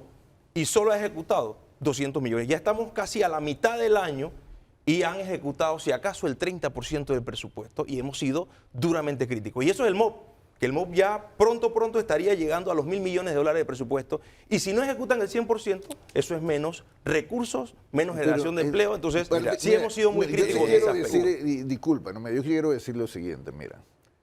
Si el gobierno está insistiendo, o sea, hay muchos sectores que están insistiendo en un diálogo con gente que no quiere diálogo. Porque fíjate, el caso de Boca es el más claro. Aquí la excusa de la ley bananera, que sí es verdad, la ley 462 al inicio, la que mandó el Ejecutivo, no venía el tema bananero. Entonces, los mismos bananeros se contactaron con diputados. A mí me contactó el diputado de Boca y me dijo, Camacho. Benicio. El diputado de Boca se me contactó y me dijo, esto lo dejaron por fuera y está la gente, estaba Smith allá en la gradería. Ajá. Y esto hay que meterlo porque esto va a generar un problema.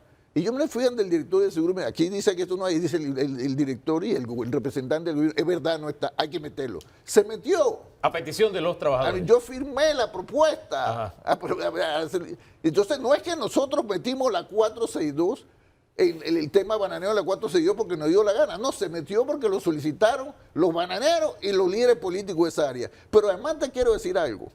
No sé si se aprobó exactamente la propuesta, pero los analistas que participaron en el proyecto me dicen, fíjate, que lo que se metió en la 462 es mejor que lo que tenían en la ley 45. Pero ahora mismo es un tema político porque la prueba está, el gobierno que dice, está bien, vamos, ustedes dicen, ¿verdad? No, vamos a sacarlo. Lo que ellos querían meter en la 462 ahora quieren que lo saquen. Bueno, me preocupa. Le redactamos un proyecto para sacarlo, se lo ponemos de acuerdo, un texto, le ponemos. Y dice, está bien, porque el acuerdo era que el proyecto se redactara y se presentara y se levantaba el paro. Pues dice que, no, yo no voy a presentar, no voy a abrir las calles hasta que no se presente, hasta que no lo apruebe, hasta que no se publique. Pues, entonces tú no quieres realmente encontrar una solución. Y yo no vengo a buscar aplausos ni a buscar problemas con nadie, pero las cosas hay que decirlas pan, vino. Hay gente que no quiere acuerdos, hay gente que no quiere que el país supere la crisis. Y hay gente, ¿por qué? Porque hay gente en diferentes razones. Hay gente que busca llegar al poder asaltando a través de crisis sociales. Yo quiero que profundicemos. Y hay gente que quiere crear y decir, no, para yo tener más opción en las elecciones del 2029, yo estoy dispuesto a destruir el país desde el 2025. De ahí entonces la tesis de que algunos tienen la iniciativa de muera Sansón y los filisteos. Pero quiero que profundicemos en eso de los diálogos y qué tan posibles son, porque usted dice que hay algunos que no quieren dialogar. Quiero conocer su punto de vista, a ver si ustedes lo ven igual o no, pero será luego de la pausa.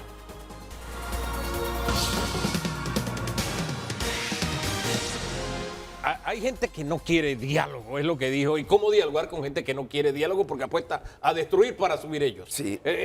¿Cómo usted ve esa tesis? Mira, definitivamente hay gente que no quiere y no creen. Muchos son que no creen. Y para eso te puedo poner ejemplos claros. La gente ya no cree en el gobierno de que quieren hacer las cosas por el bien del país. No controlan los gastos pensando en el bien del país. Hacen simplemente, ponen curitas a los problemas pensando que el pueblo se va a contentar y pueden manejarlo. Si tú te pones a analizar proyectos, aquí mencionaron los proyectos que tienen que hacer y sobre todo el MOP. El cuarto puente sobre el canal. ¿Cuánto era el valor del proyecto original? Incluía, escúcheme, incluía las 2 vías para el metro y 6 carriles, 3 y 3 en cada lado. Y en mi opinión estaba alzado el precio. Y eran 1.500 millones de dólares. ¿Cuánto estamos pagando hoy para la misma solución? Con 2 obras separadas. Pasamos, yo creo ya, de los 4.000 millones. Eso el pueblo te lo está reclamando. No hay plata para mi jubilación, no hay plata para esto, pero tú tienes el descaro de despilfarrar esta cantidad de miles de millones, no cientos, miles de millones. Entonces, ¿cómo tú quieres pedirme que yo me sienta a conversar contigo cuando tú no estás haciendo nada para controlar eso? ¿Por qué lo de la Caja de Seguro Social? La gente reclama. ¿Dónde están los que han defalcado a la Caja de Seguro Social? ¿Por qué no hay investigaciones? ¿Por qué no hay acusados? ¿Por qué no hay sentenciados? ¿Cuánta plata se iba de la Caja de Seguro Social todo el tiempo? ¿Qué han hecho con respecto a eso? ¿Qué han hecho con las compañías que le deben a la Caja de Seguro Social? Piden sacrificio a los obreros, pero a los grandes, a los cuellos blancos no los buscan. Entonces, tú quieres que yo me sienta a conversar contigo, que negociemos esto, pero estos temas que son importantes me lo estaban. Los que no quieren diálogo, entonces piensan como usted o tienen ese criterio. Muchos tienen criterios así. Si hay otros que no quieren conversar porque la intención de ellos es desestabilizar para ver cómo ellos se pueden colar y coger control. Ha pasado en otros países. Ha pasado en otros países y por eso hay un país donde tienen al podrido, digo, a Maduro, y a otro donde tienen a Ortega, y a otro donde tenían a un Fidel, y hablan de que el pueblo, a través del comunismo, de la izquierda, pueden mejorar las condiciones. Vayan a esos países. Miren cómo vive la gente, pero miren cómo viven los líderes, los que manejan el gobierno. Qué rico es vivir como vive Maduro. Ahora, Qué rico es vivir como vivían los No todo crítico del gobierno es de izquierda. ¿Ah? No todo crítico del gobierno es de izquierda. Bueno, porque hay otro tipo de personas. Pero además yo te quiero decir, mira, aquí acabamos de ver lo que yo te estoy diciendo sobre nosotros qué queremos. Porque fíjate, ¿qué hubiera sido lo más fácil para el presidente Mulino? Dejar las cosas como estaban. Pero el presidente Mulino tomó una decisión valiente. Porque fíjate, yo estoy de acuerdo que se vaya ante la gente que no paga las cuotas, que se la cogía, lo que debe, todo eso. Pero mientras tanto, ¿qué? Había que rescatar las jubilaciones. ¿Por qué? Porque así yo me voy a poner a perseguir y que las jubilaciones se vayan al traste. Está bien, tú tienes que hacer las dos cosas, pero el presidente no es el Ministerio Público. El presidente no es el órgano judicial. El presidente tiene que hacer la decisión que tomó. El presidente y la asamblea jugaron el rol que le tocaba. Todos coincidíamos, todos. Yo no escuché a nadie que negara la necesidad de reformar la ley de la Caja del Seguro Social. Todos, incluyendo los que están en la calle ahora mismo.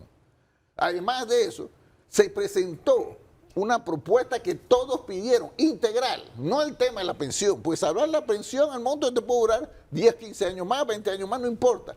Pero la prestación de los servicios médicos, la prestación de los servicios administrativos en el seguro, que las mafias la están acabando, ese es un problema que tú puedes resolver con más rapidez y eso es lo que permite la ley 462. Hombre, pero este gobierno va a tener un año ya de gobierno, tiene la ley 462 y no se ven esos resultados. Pero mira, será de la Comisión de Presupuesto. Y pasamos la curva de aprendizaje. Tú sabes será que, por ejemplo, el presupuesto, y no quiero, porque si hay un ministerio que yo creo que le está metiendo el pie al acelerador, es el MOC, fíjate.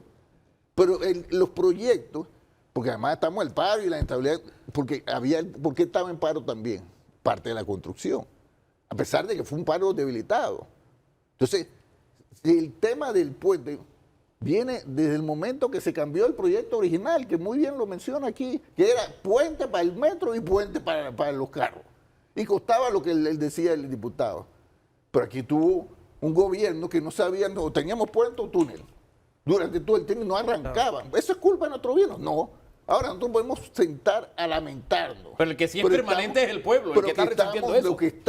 Lo que estamos es tratando de que esto arranque. Yo creo, el MOC, yo le sugiero, veamos lo que el MOC ya está arrancando. Yo sí creo que lo responsable de este gobierno, ya va cumpliendo un año, es presentar las denuncias correspondientes. El caso que menciona el señor Domínguez es realmente grave, porque eso va en perjuicio del Estado panameño. El Estado terminó pagando mucho más, habría que ver cuántas denuncias han presentado los ministros, porque eso es una buena pregunta para el presidente dijo que más de 200 denuncias han presentado. Pero no vemos certeza ni de la investigación ni certeza del castigo. Pero entonces, lógicamente... Pero Mulino no es PTJ. Bueno, lógicamente, cuando la gente ve... Mulino es presidente. Cuando la gente ve que el Ministerio Público pisa el acelerador en algunos casos, como el de Genaro López y Saúl Méndez, que yo creo que la investigación tiene que llegar hasta las últimas consecuencias, la gente dice, y el desfalco que hubo en el gobierno PRD, ¿dónde está Carrizo? ¿Dónde está Cortizo? ¿Dónde están los ministros?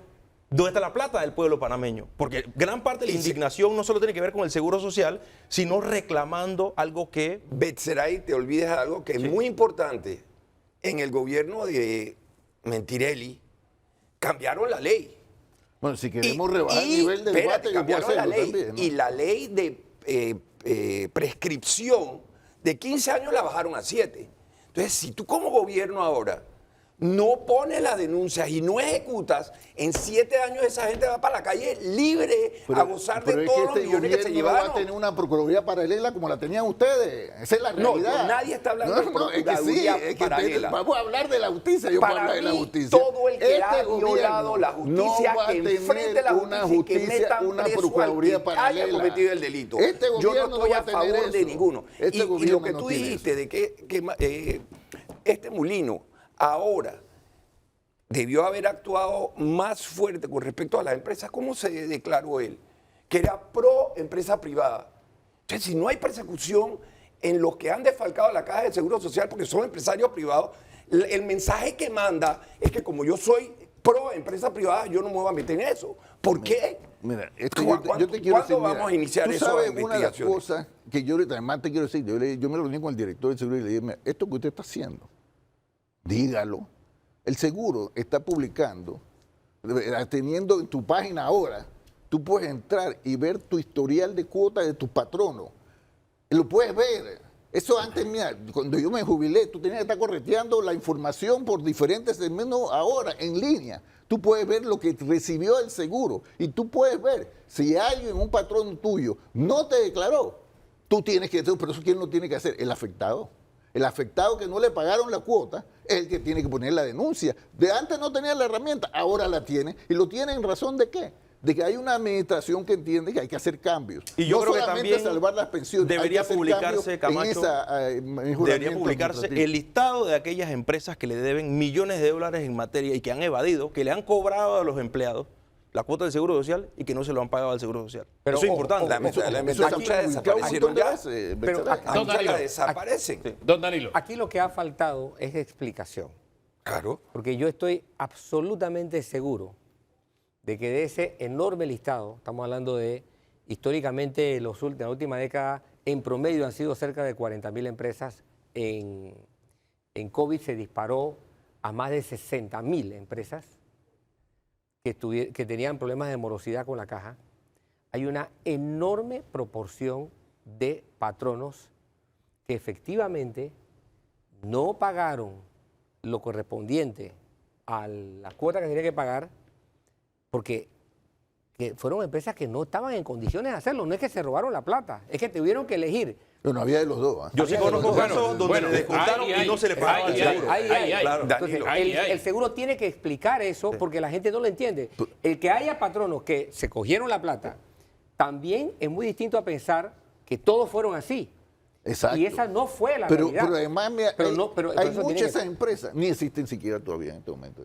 No existe. Hay que ese listado. Pero si existen dignatarios registrados, quienes eran y debiera. Es que el problema de la prescripción que mencioné hace un rato es lo que daña mucho al Estado. No debería existir prescripción de delitos contra el Estado. No debe. Es un delito de lesa humanidad. Sí. Le niegas el derecho a la salud, a la educación, a una serie de derechos de los ciudadanos. El delito contra el Estado no debe prescribir. La imprescriptibilidad de los delitos está muy bien definida en delitos de lesa humanidad. Y eso está. Y esa ha sido una discusión siempre que si se mete en lo otro ahí, en la mayoría de los países de la sociedad prefieren que se mantenga esto en temas de delitos de violación a los derechos humanos. Robarte 40 millones de dólares no es lesa humanidad y tiene prescripción de 7 años.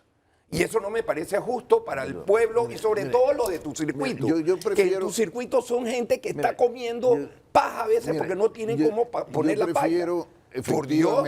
Mírate, yo quiero que se pongan las denuncias.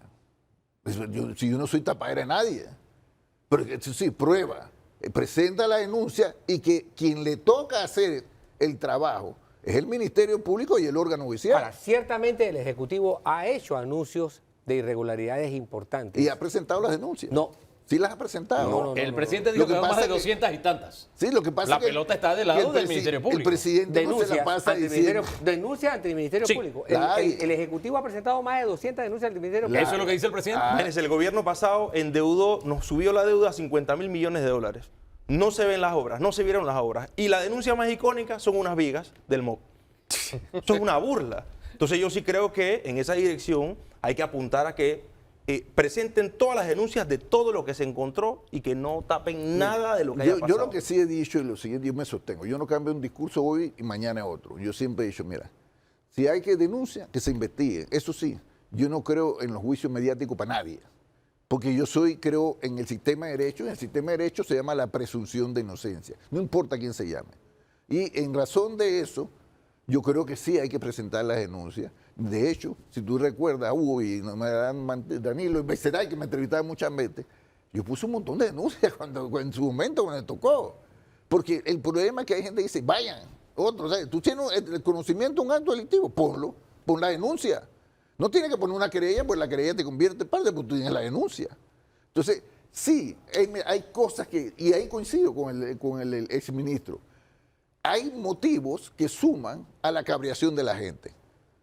Su visión de lo que llaman o no la selectividad de la justicia, el tema de la corrupción, sí hay motivos, pero el principal problema hoy en día de los panameños es crecimiento económico y desempleo. Lo que pasa es que ahí es que tenemos que irnos por ahí, ¿para qué? Para comenzar a construir en las bases de cimiento el país que todos queremos. Porque estoy seguro que ese es el país que todos queremos. Es el país que todos queremos, pero mientras haya bloqueos de vías, mientras exista esta inestabilidad, arrancar la economía es imposible. Lo que pasa es que en condiciones en que tú tienes a la gente desempleado, afectado económicamente, pero se está percibiendo que hay corrupción, que alguien se está llevando lo que a él le está faltando, allí lo que tienes es un cóctel explosivo. O también la percepción de que se hacen de la vista gorda con quienes se lo están llevando. Hay ingredientes. O sea, que alguien no coma, pero está percibiendo que lo está comiendo demasiado. El famoso tema de la ¿Cómo mina. tú justificas individuos que llegan al gobierno, una mano adelante y una mano atrás? No han salido del gobierno, se compran Ferraris, se compran avión, helicópteros, apartamentos. ¿Cómo explican eso? Y eso ha salido público y sin embargo yo no veo a nadie Es que parece que la justicia y nuestros entes de investigación como que no ven lo que ve el resto de la ciudadanía. Bueno, esa es una crisis. Bueno, y en el caso del excontralor y allegados al subcírculo cero, ¿sí? Y él anda relax. Mira, refrendó todo. A mí un día me dijeron que me iban a denunciar por enriquecimiento ilícito. Yo digo, bueno, dale, denúnciame, porque lo que me van a poder comprobar es empobrecimiento ilícito. Porque yo te voy a decir, en la vida nosotros, nuestro testimonio es lo que define quiénes somos nosotros. Yo he ocupado cargos importantes en el gobierno, aunque yo trabajo más en mi vida en la empresa privada. Y a mí nadie, yo invito a que la gente vaya a visitar los que trabajan conmigo en la 2020 de la asamblea. Que alguien me diga a mí si yo le cobro un real a uno de ellos. Que alguien me diga a mí que la persona que yo he nombrado que trabaja en mi equipo no va a trabajar. Pues ¿sabes lo primero que le dije? 1, aquí nadie tiene que darme un real. 2, aquí todos tienen que venir a trabajar todos los días. Porque hace parte del problema también, porque la corrupción hay que combatirla de todos los niveles. Porque hay gente que cree que porque trabajó en campaña contigo, tú tienes que darle una botella. Porque la corrupción vamos a combatirla a todo nivel. Mira, no es que este país se va a acabar la corrupción, porque en ningún país del mundo la corrupción se acaba. Lo que uno tiene que anhelar como sociedad es que la corrupción sea la excepción y no la regla. Es un elemento. Pero para llegar a concentrarnos como país en todo eso, primero tenemos que resolver los problemas principales del pueblo. Oye, nos queda un pedacito de tiempo nada más y quiero hablar un poquito sobre, porque yo hablé con ustedes por separado por los movimientos que se habían dado en la bancada independiente acá de la coalición Vamos y demás, y usted dijo se van más. No, nada más se han ido 2, no se ha ido más nadie. Bueno, pero es que falta mucho para el 1 de julio. ¿El efecto dominó sigue, dice usted? Mira, yo creo que Beceray y yo somos amigos antes de ser diputados. Pues hemos tenido choques en la asamblea, pero seguimos siendo amigos. Sí. Pero te quiero decir algo. El tema de la libre postulación, yo no soy enemigo de los libres postulados. El problema es que a mí no me gusta la gente que tiene un discurso y hace otra cosa. Y ahí es donde yo cuestiono. Pero además de eso, el problema de Vamos para mí, viéndolo de afuera, es que el liderazgo de Vamos, que no está en la asamblea, sino afuera, quiere dirigir desde afuera, pero además asfixiando. Un líder tiene que guiar, no imponer, no mandar. Mandar no es lo mismo que guiar. El líder tiene que, su principal tarea, ¿cuál es? Hacer más líderes. Ese es el problema de Vamos o que usted no quedó en la comisión de presupuesto. Mira, yo no tengo nada malo que decir ni de Vamos, ni de los líderes de la coalición, ni de la bancada. Aprecio mucho a los 18 colegas que quedan dentro de esa bancada. Yo di el paso a un lado para retomar la independencia que fue la cual los ciudadanos me escogieron. Me escogieron por ser independiente, tener una voz, tener criterio propio, y eso quiero seguir haciendo dentro de la Asamblea Nacional. ¿Y la comisión de presupuesto no fue la causa? No, nosotros hicimos elecciones internas. Me tocó la comisión de transporte, yo no sé nada de transporte, yo no quería ir para esa comisión, pero... Es la comisión de comunicación y transporte. Sí, bueno, pero... De comunicación sí sabe. Sí, pero te digo algo. El diputado Beiseray, mira, porque uno habla con los colegas, el diputado Beiseray no me dejará mentir. Ellos hicieron como bancada un acuerdo que ningún diputado se iba a reelegir en las comisiones. Pero a Beiseray no le querían permitir que tuviera una comisión, pero los otros sí se reeligieron esas comisiones. Ese es el tema. ¿Y usted por qué dejó los panameñitas después de todo? Bueno, ya lo A dije propósito de lo que se divorcian, ¿no? Ya lo dije al principio, no siento que estaban representando los intereses del partido. Los actuales ni los actuales ni los que quieren estar. Mira, en mi opinión, no existe un grupo político, ya sea en formación o existente, un partido, que no haya sido permeado por el cáncer de la corrupción. Y el problema es que ha llegado hasta abajo. Hasta abajo. Eso, las bases. Todas las bases. Mira, yo una cuestión yo te quiero decir, aprovechando cerrar, que Danilo, que es social cristiano igual que yo. Mira, nosotros... Alguien siempre lo emparenta a usted aquí nosotros estamos ahora mismo en una disyuntiva que se dio hace siglos. Mira, aquí estamos entre la extrema izquierda que quiere destruir el país y la extrema derecha que también quiere destruirlo. Ahí tiene que haber el centro, el que sirve acá. Esto no se trata de que el empresario es más importante que el trabajador, ni el trabajador es más importante. Que lo importante es el ser humano. Sí, señor. Y esos dos pilares son los que hacen posible... de la persona humana. Y esos dos pilares son los que hacen posible la riqueza de un país, que crezca un país, que avance un país, que progrese un país. La inversión ante el liberalismo salvaje, el liberalismo salvaje y la extrema izquierda, el social cristianismo sigue siendo la gente preparada para poder ejecutar. Tú encuentras hoy a muchos funcionarios públicos que están incapacitados para los puestos en donde han sido nombrados. A lo que hemos ejecutado es a nuestras principales fuentes de trabajo formal. Ya lo hablamos hace un rato, mina, y también ejecutamos en las bananeras. A mí me duele pensar en la gente que no tiene cómo poner su plato de comida y que hace 2 meses sí lo podía hacer. Ejecutaron la fuente de trabajo eso es lo más triste. Pero en fin, ocupémonos del tema mina nada más, dándole las gracias por habernos acompañado luego de la pausa.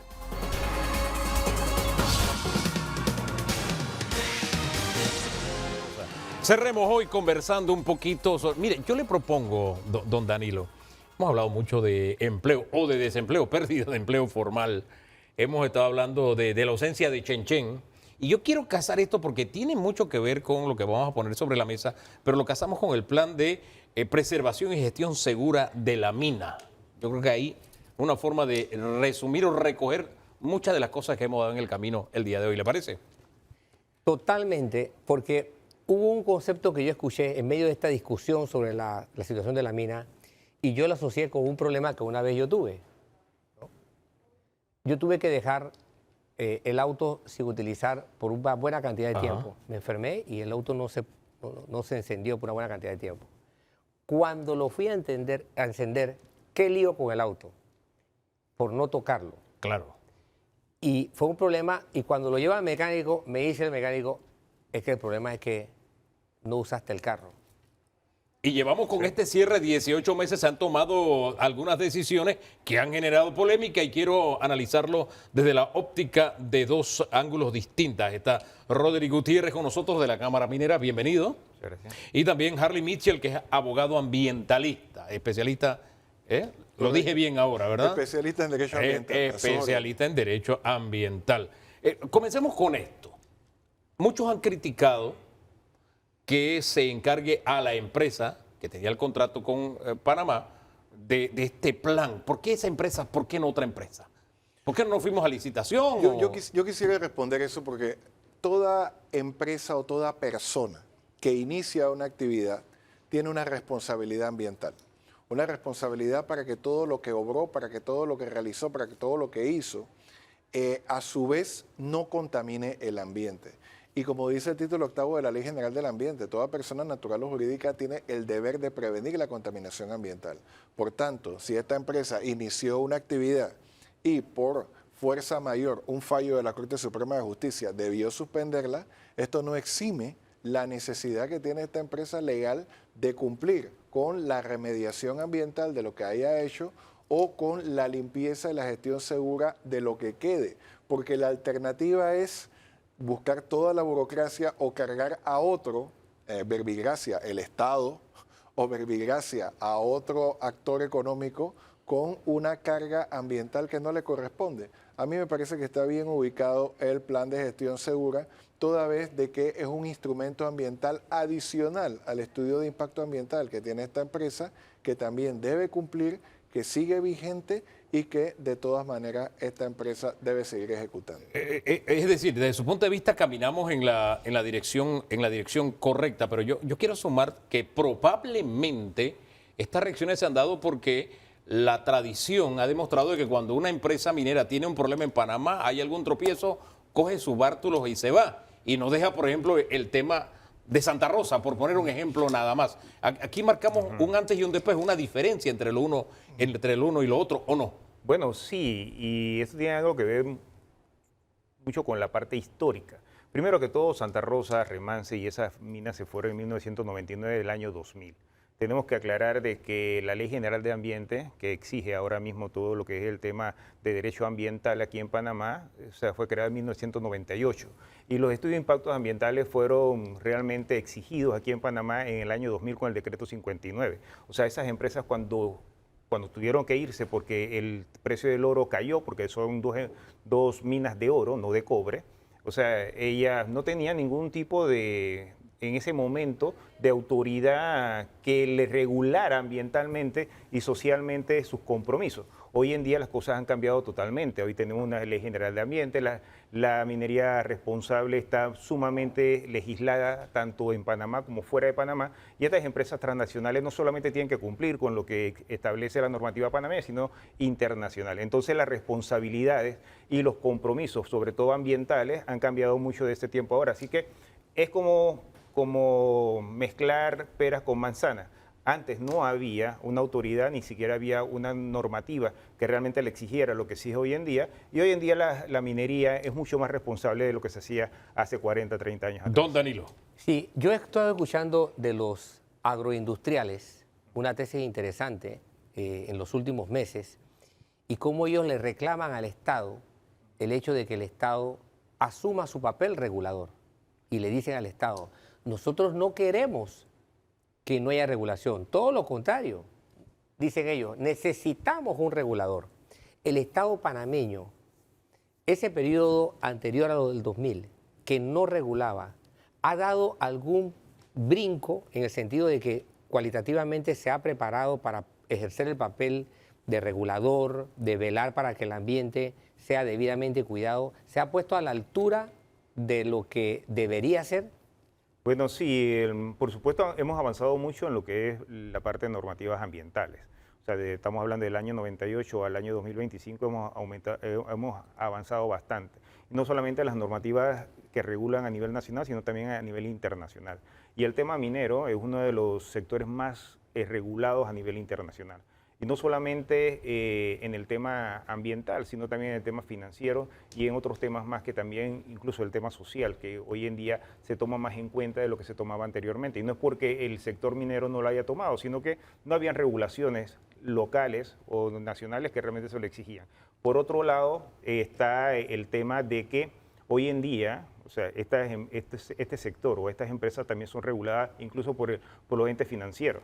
Hoy en día los bancos no prestan si no cumples con las normativas o las exigencias sociales y ambientales, y está estipulado dentro de sus contratos. Entonces los bancos son los que ponen el cascabel al gato realmente en este sector. Pero a pesar de tanta normativa y de avances, digo, aquí está el caso de Don Harley, que a cada rato tiene que estar haciendo la denuncia pública, poniendo el dedo sobre la llaga, porque cualquiera la juega vivo en este tema, y nos juega vivo a todos los panameños. Sí, pero este Juega Vivo tiene antídotos. El principal lo celebramos mientras grabamos este programa. Hoy es el Día Mundial del Medio Ambiente. Y se establece el paradigma de desarrollo sostenible que, como siempre se explica, tiene 3 pilares. El ambiental propiamente dicho, el social y también el económico. El económico debe sufragar los demás. ¿Y a qué me refiero? No solamente la minería, ni tampoco la agroindustria. Todas las actividades económicas requieren un regulador. Ese regulador no funciona solo, funciona a través de colaboradores públicos y privados. Las personas especialistas que tienen que supervisar, las personas que en campo tienen que fiscalizar, el empresario que tiene que contratar personas especializadas para poder tratar las materias ambientales. Todos estos biólogos, ingenieros ambientales también son trabajadores que requieren trabajo no solamente en las universidades o no solamente en mi ambiente, también el sector privado debe contribuir con esta gestión ambiental empleando a estas personas precisamente para cumplir esa normativa y evitar el juego vivo. Y usted me ubica en esto. He escuchado algunos videos circular en redes diciendo esto va a generar 168, 200 millones de dólares. Eso tenía que ir al Tesoro Nacional. Pero usted me dice, no, lo que sufraga los gastos, en este caso, de un plan de preservación, tiene que generarse a partir... Es que la gestión ambiental, disculpa Roderick, la gestión ambiental requiere dinero, el desarrollo sostenible requiere dinero y alguien tiene que pagar la cuenta. Miren, yo no me quiero extender del tema, pero primero, el tema de minería acepto que es súper polémico. El tema de las bananeras es la explotación de un recurso natural donde la agroindustria también requiere supervisión. Pero tenemos muchos otros problemas que también son ambientales y que tenemos como deporte nacional expulsar al sector económico de todo tipo de consideración, cuando el sector económico es el que puede sufragar esta cuenta para que todos podamos tener un desarrollo, pero sostenible. Y en cuanto a estos dineros del Plan de Gestión Segura, recordemos que este mineral ya se extrajo, está ahí y el Estado lo que ha hecho es disponer, porque este poder de disposición demuestra propiedad. El Estado está diciendo, empresa, tú puedes comercializar eso, porque el Estado no tiene cómo, tú puedes cobrar eso, pero tienes que cumplir la voluntad general de que esto solamente debe servir para sufragar ese plan de gestión segura, que es una manifestación de desarrollo sostenible en beneficio, no de una empresa, sino del ambiente del sitio y las comunidades circundantes. Don Danilo. Sí.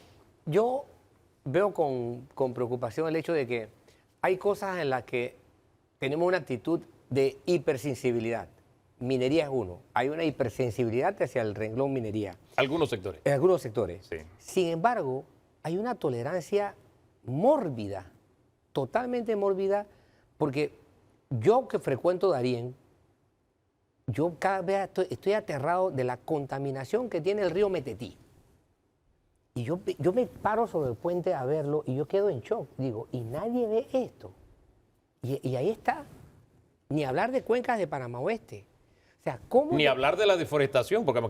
eso es otra cosa. La deforestación de Darién es otro... Que es un detallito lo que pasó esta semana con la protesta, no es un detallito adicional. Que la deforestación de Darién va por miles de hectáreas y todos los digerimos con una facilidad. Sin embargo, ¿por qué tenemos hipersensibilidad con unos temas y con otros no hemos sido totalmente imperceptibles? Bueno, porque esos temas no facturan. O sea, hoy en día, anteriormente el ambientalismo era puro, era de sentimiento. Después se convirtió en un deporte. Hoy en día se convirtió en un negocio. O sea, estos temas como la contaminación de los ríos, la basura, no facturan. Entonces, ¿dónde se meten realmente algunos grupos que han dañado realmente el movimiento ambiental? En los proyectos privados que realmente les facturan. Entonces, por eso es que la minería y otros sectores más, donde ellos sí pueden recibir fondos internacionales y dedicarse entonces a estar en contra de estos proyectos, en eso sí se mete. Porque no hemos visto a nadie cerrando calle por el Cerro Patacón o por la contaminación del río La Villa hoy en día, que está dejando a 2 provincias sin agua. No lo vemos por el río Metetí, no lo vemos por la cantidad de basura que hay en la costa. Solamente los vemos cuando van a recoger Panamá basura. Viejo, cada vez que la marea baja, Panamá Viejo del corredor sur. Como esto no factura, realmente no les interesa. Hugo y compañeros, yo sí me encuentro obligado a matizar las declaraciones de Roderick porque tengo una relación con muchos de aquellos grupos y sí me gustaría aclarar varias cosas en el menor tiempo posible. El ambientalismo tiene varias, entre comillas, agendas. Hay una agenda verde, que es la natural, y una agenda marrón, que es la que tiene que ver con el desarrollo de ciudades, que es de lo que más o menos estamos hablando la gestión. Hay otras, pero estas son las principales. La agenda verde ha permeado a Panamá. Tenemos mayor sensibilidad por un tema de un Panamá verde, un Panamá próspero ecológicamente. Muchos nos hemos quedado con esta parte ecológica, recordemos un RENARE, recordemos un INRENARE, recordemos las ONG emblemáticas de la época de los 90. Sin embargo, todavía estamos en los dolores de crecimiento del desarrollo sostenible. Mucha gente no concibe de que una empresa, un actor, y acá también me siento perfectamente equilibrado. Yo quisiera mencionar que en la Cámara Marítima me han llamado, bueno, tú eres un ecologista pero con conciencia empresarial, así que me considero alguien perfectamente entre dos aguas perfectamente equilibradas. El tema verde requiere incorporarse al desarrollo económico en cuanto a su potencialidad sin perder sus características ecológicas.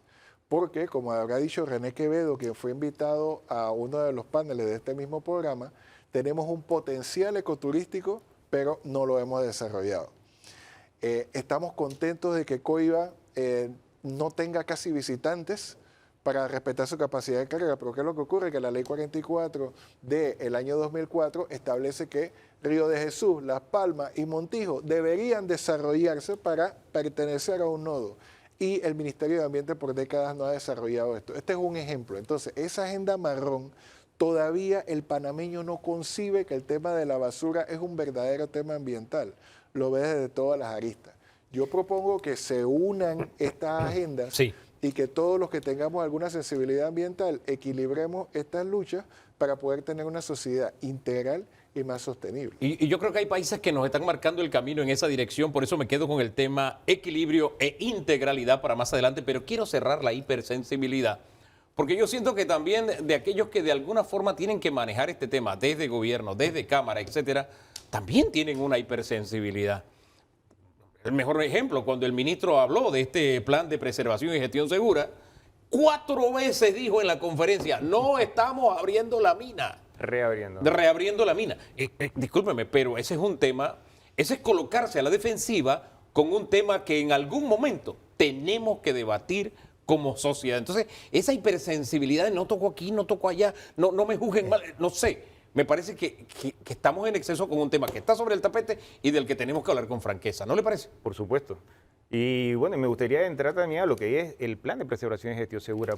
Antes de entrar en el plan, vamos, ya que no quieren hablar de eso de la hipersensibilidad. Yo sí quiero hablar de la hipersensibilidad. Porque, miren, estos temas ambientales, como estamos viendo en esta mesa, son muy técnicos, son delicados, requieren generaciones. Recuerden que teníamos una ley de educación ambiental, que es la ley 10 de 1992, que tiene todo el siglo de estarse incumpliendo. Hay una nueva, tampoco se cumple. No estamos educados ambientalmente. Pero ¿qué pasa? Que estamos ahora en la época ya no del estudio de cada una de las materias para prepararnos para un debate. Estamos en la era del meme, de la descalificación, de la etiqueta, del desequilibrio, para poder obligar a la gente a pensar como yo. Entonces, los temas ambientales se contraponen a eso, porque los temas ambientales son gregarios, todos los sectores tienen que hablar. Los temas ambientales son técnicos, los temas ambientales son de discusión permanente, no de excluir al otro. Así que en esta época donde la otredad no se respeta, los intereses del otro no se respetan y no buscamos equilibrio, se contraponen a lo que hace más de 30 años, en 1992, estamos celebrando hoy mientras grabamos el programa. El desarrollo sostenible requiere no solamente de la parte social del pueblo, ni solamente requiere de la parte gubernamental, el Estado, sino que también requiere de la parte del particular, del económico, para que estemos juntos para trabajar por un mejor ambiente. En descalificación, esto no se puede. Totalmente de acuerdo. Y usted me ubica entonces en este escenario al hablar de que todos los sectores deben formar parte de equilibrio y demás, porque recuerdo que cuando se discutió el tema del contrato, mirábamos muchos ejemplos como el de Costa Rica, el camino que tomó Costa Rica. Y resulta que Costa Rica está de vuelta, porque quiere tratar el tema minero y reabrir su mina Cruzitas, ¿qué se llama? Cruzitas, ¿qué se llama? El Salvador va en esa misma dirección para explotar su recurso minero. Y voy mucho más allá. Una isla que también su biodiversidad es muy Hay que mantener un equilibrio tremendo como República Dominicana. La mitad de una isla está diciendo, y que está volando en turismo, como está volando El Salvador y como está volando Costa Rica, resulta que allá también, además de turismo, tienen el tema minero sobre la mesa y no han parado el tema minero. República Dominicana tiene 5 minas y tiene 5 proyectos por aprobar, o sea, van a tener 10 minas. ¿Y eso acabó con la biodiversidad de República Dominicana? Y además es la isla que más turistas recibe e incluso, o sea, se han beneficiado con la minería porque la minería construyó los puertos y por un lado sale el concentrado de cobre y por el otro lado entran los turistas. Pero con respecto al tema ambiental, ya que lo querían tocar, o sea, Harley me conoce muy bien, yo soy ambientalista y vengo incluso desde antes que Harley. Y he creado ONG, he trabajado en ONG, he sido funcionario público de INRENARE, el Ministerio de Ambiente, ANAN, y soy empresario porque tengo una consultoría ambiental. Yo conozco muy bien el ambientalismo y sobre todo de Panamá desde muy adentro. Entonces, por eso digo lo que estoy diciendo con toda propiedad. ¿Y por qué estoy metido en el tema minero? Algunos preguntarán, porque somos la única empresa de consultoría ambiental que ha hecho 4 estudios de impacto ambientales de minería, de proyectos mineros aquí en Panamá. O sea que conocemos muy bien el sector ambiental y conocemos muy bien el sector minero desde adentro. ¿Y por qué es que yo digo que desde adentro? Porque los cambios se hacen adentro. En las universidades, porque yo sí estudié ciencias ambientales y me preparé en gestión y planificación ambiental con 2 maestrías en Chile. Los cambios no se pueden hacer en la calle, los cambios se hacen adentro. Y siempre yo se lo he criticado al sector ambiental en Panamá y sobre todo no a todos, porque como les repito, hay algunos que lo hacen de corazón, así comenzamos todos, pero hay algunos que lo están haciendo para facturar y eso hay que decirlo. Y lo que yo le criticaba a ellos es que los cambios no se hacen en la calle. A ninguno en la universidad nos enseñó a cerrar calles, nos enseñó a hacer cambios, a planificar desde adentro. No en las calles. Ahora bien, yo quiero cerrar con lo que iniciamos el programa porque al final una de las promesas que había del gobierno era Chenchen. Y en el tema minero nos disparamos en el pie. Eran 1.700 millones mensualmente que estaban circulando que ya no circulan. Claro. Resulta que además del empleo formal que perdimos también en la mina, ahora cerramos el empleo formal también en Chiquita Banana. Entonces ya el desempleo viene de 2 dígitos por esas decisiones que se han tomado en estos últimos años y que han afectado el empleo formal. Y uno dice empleo, pero al final es la forma en que un ser humano como usted y como yo tiene el mecanismo para poner el plato de comida todos los días en la mesa. Y eso para mí es sumamente delicado.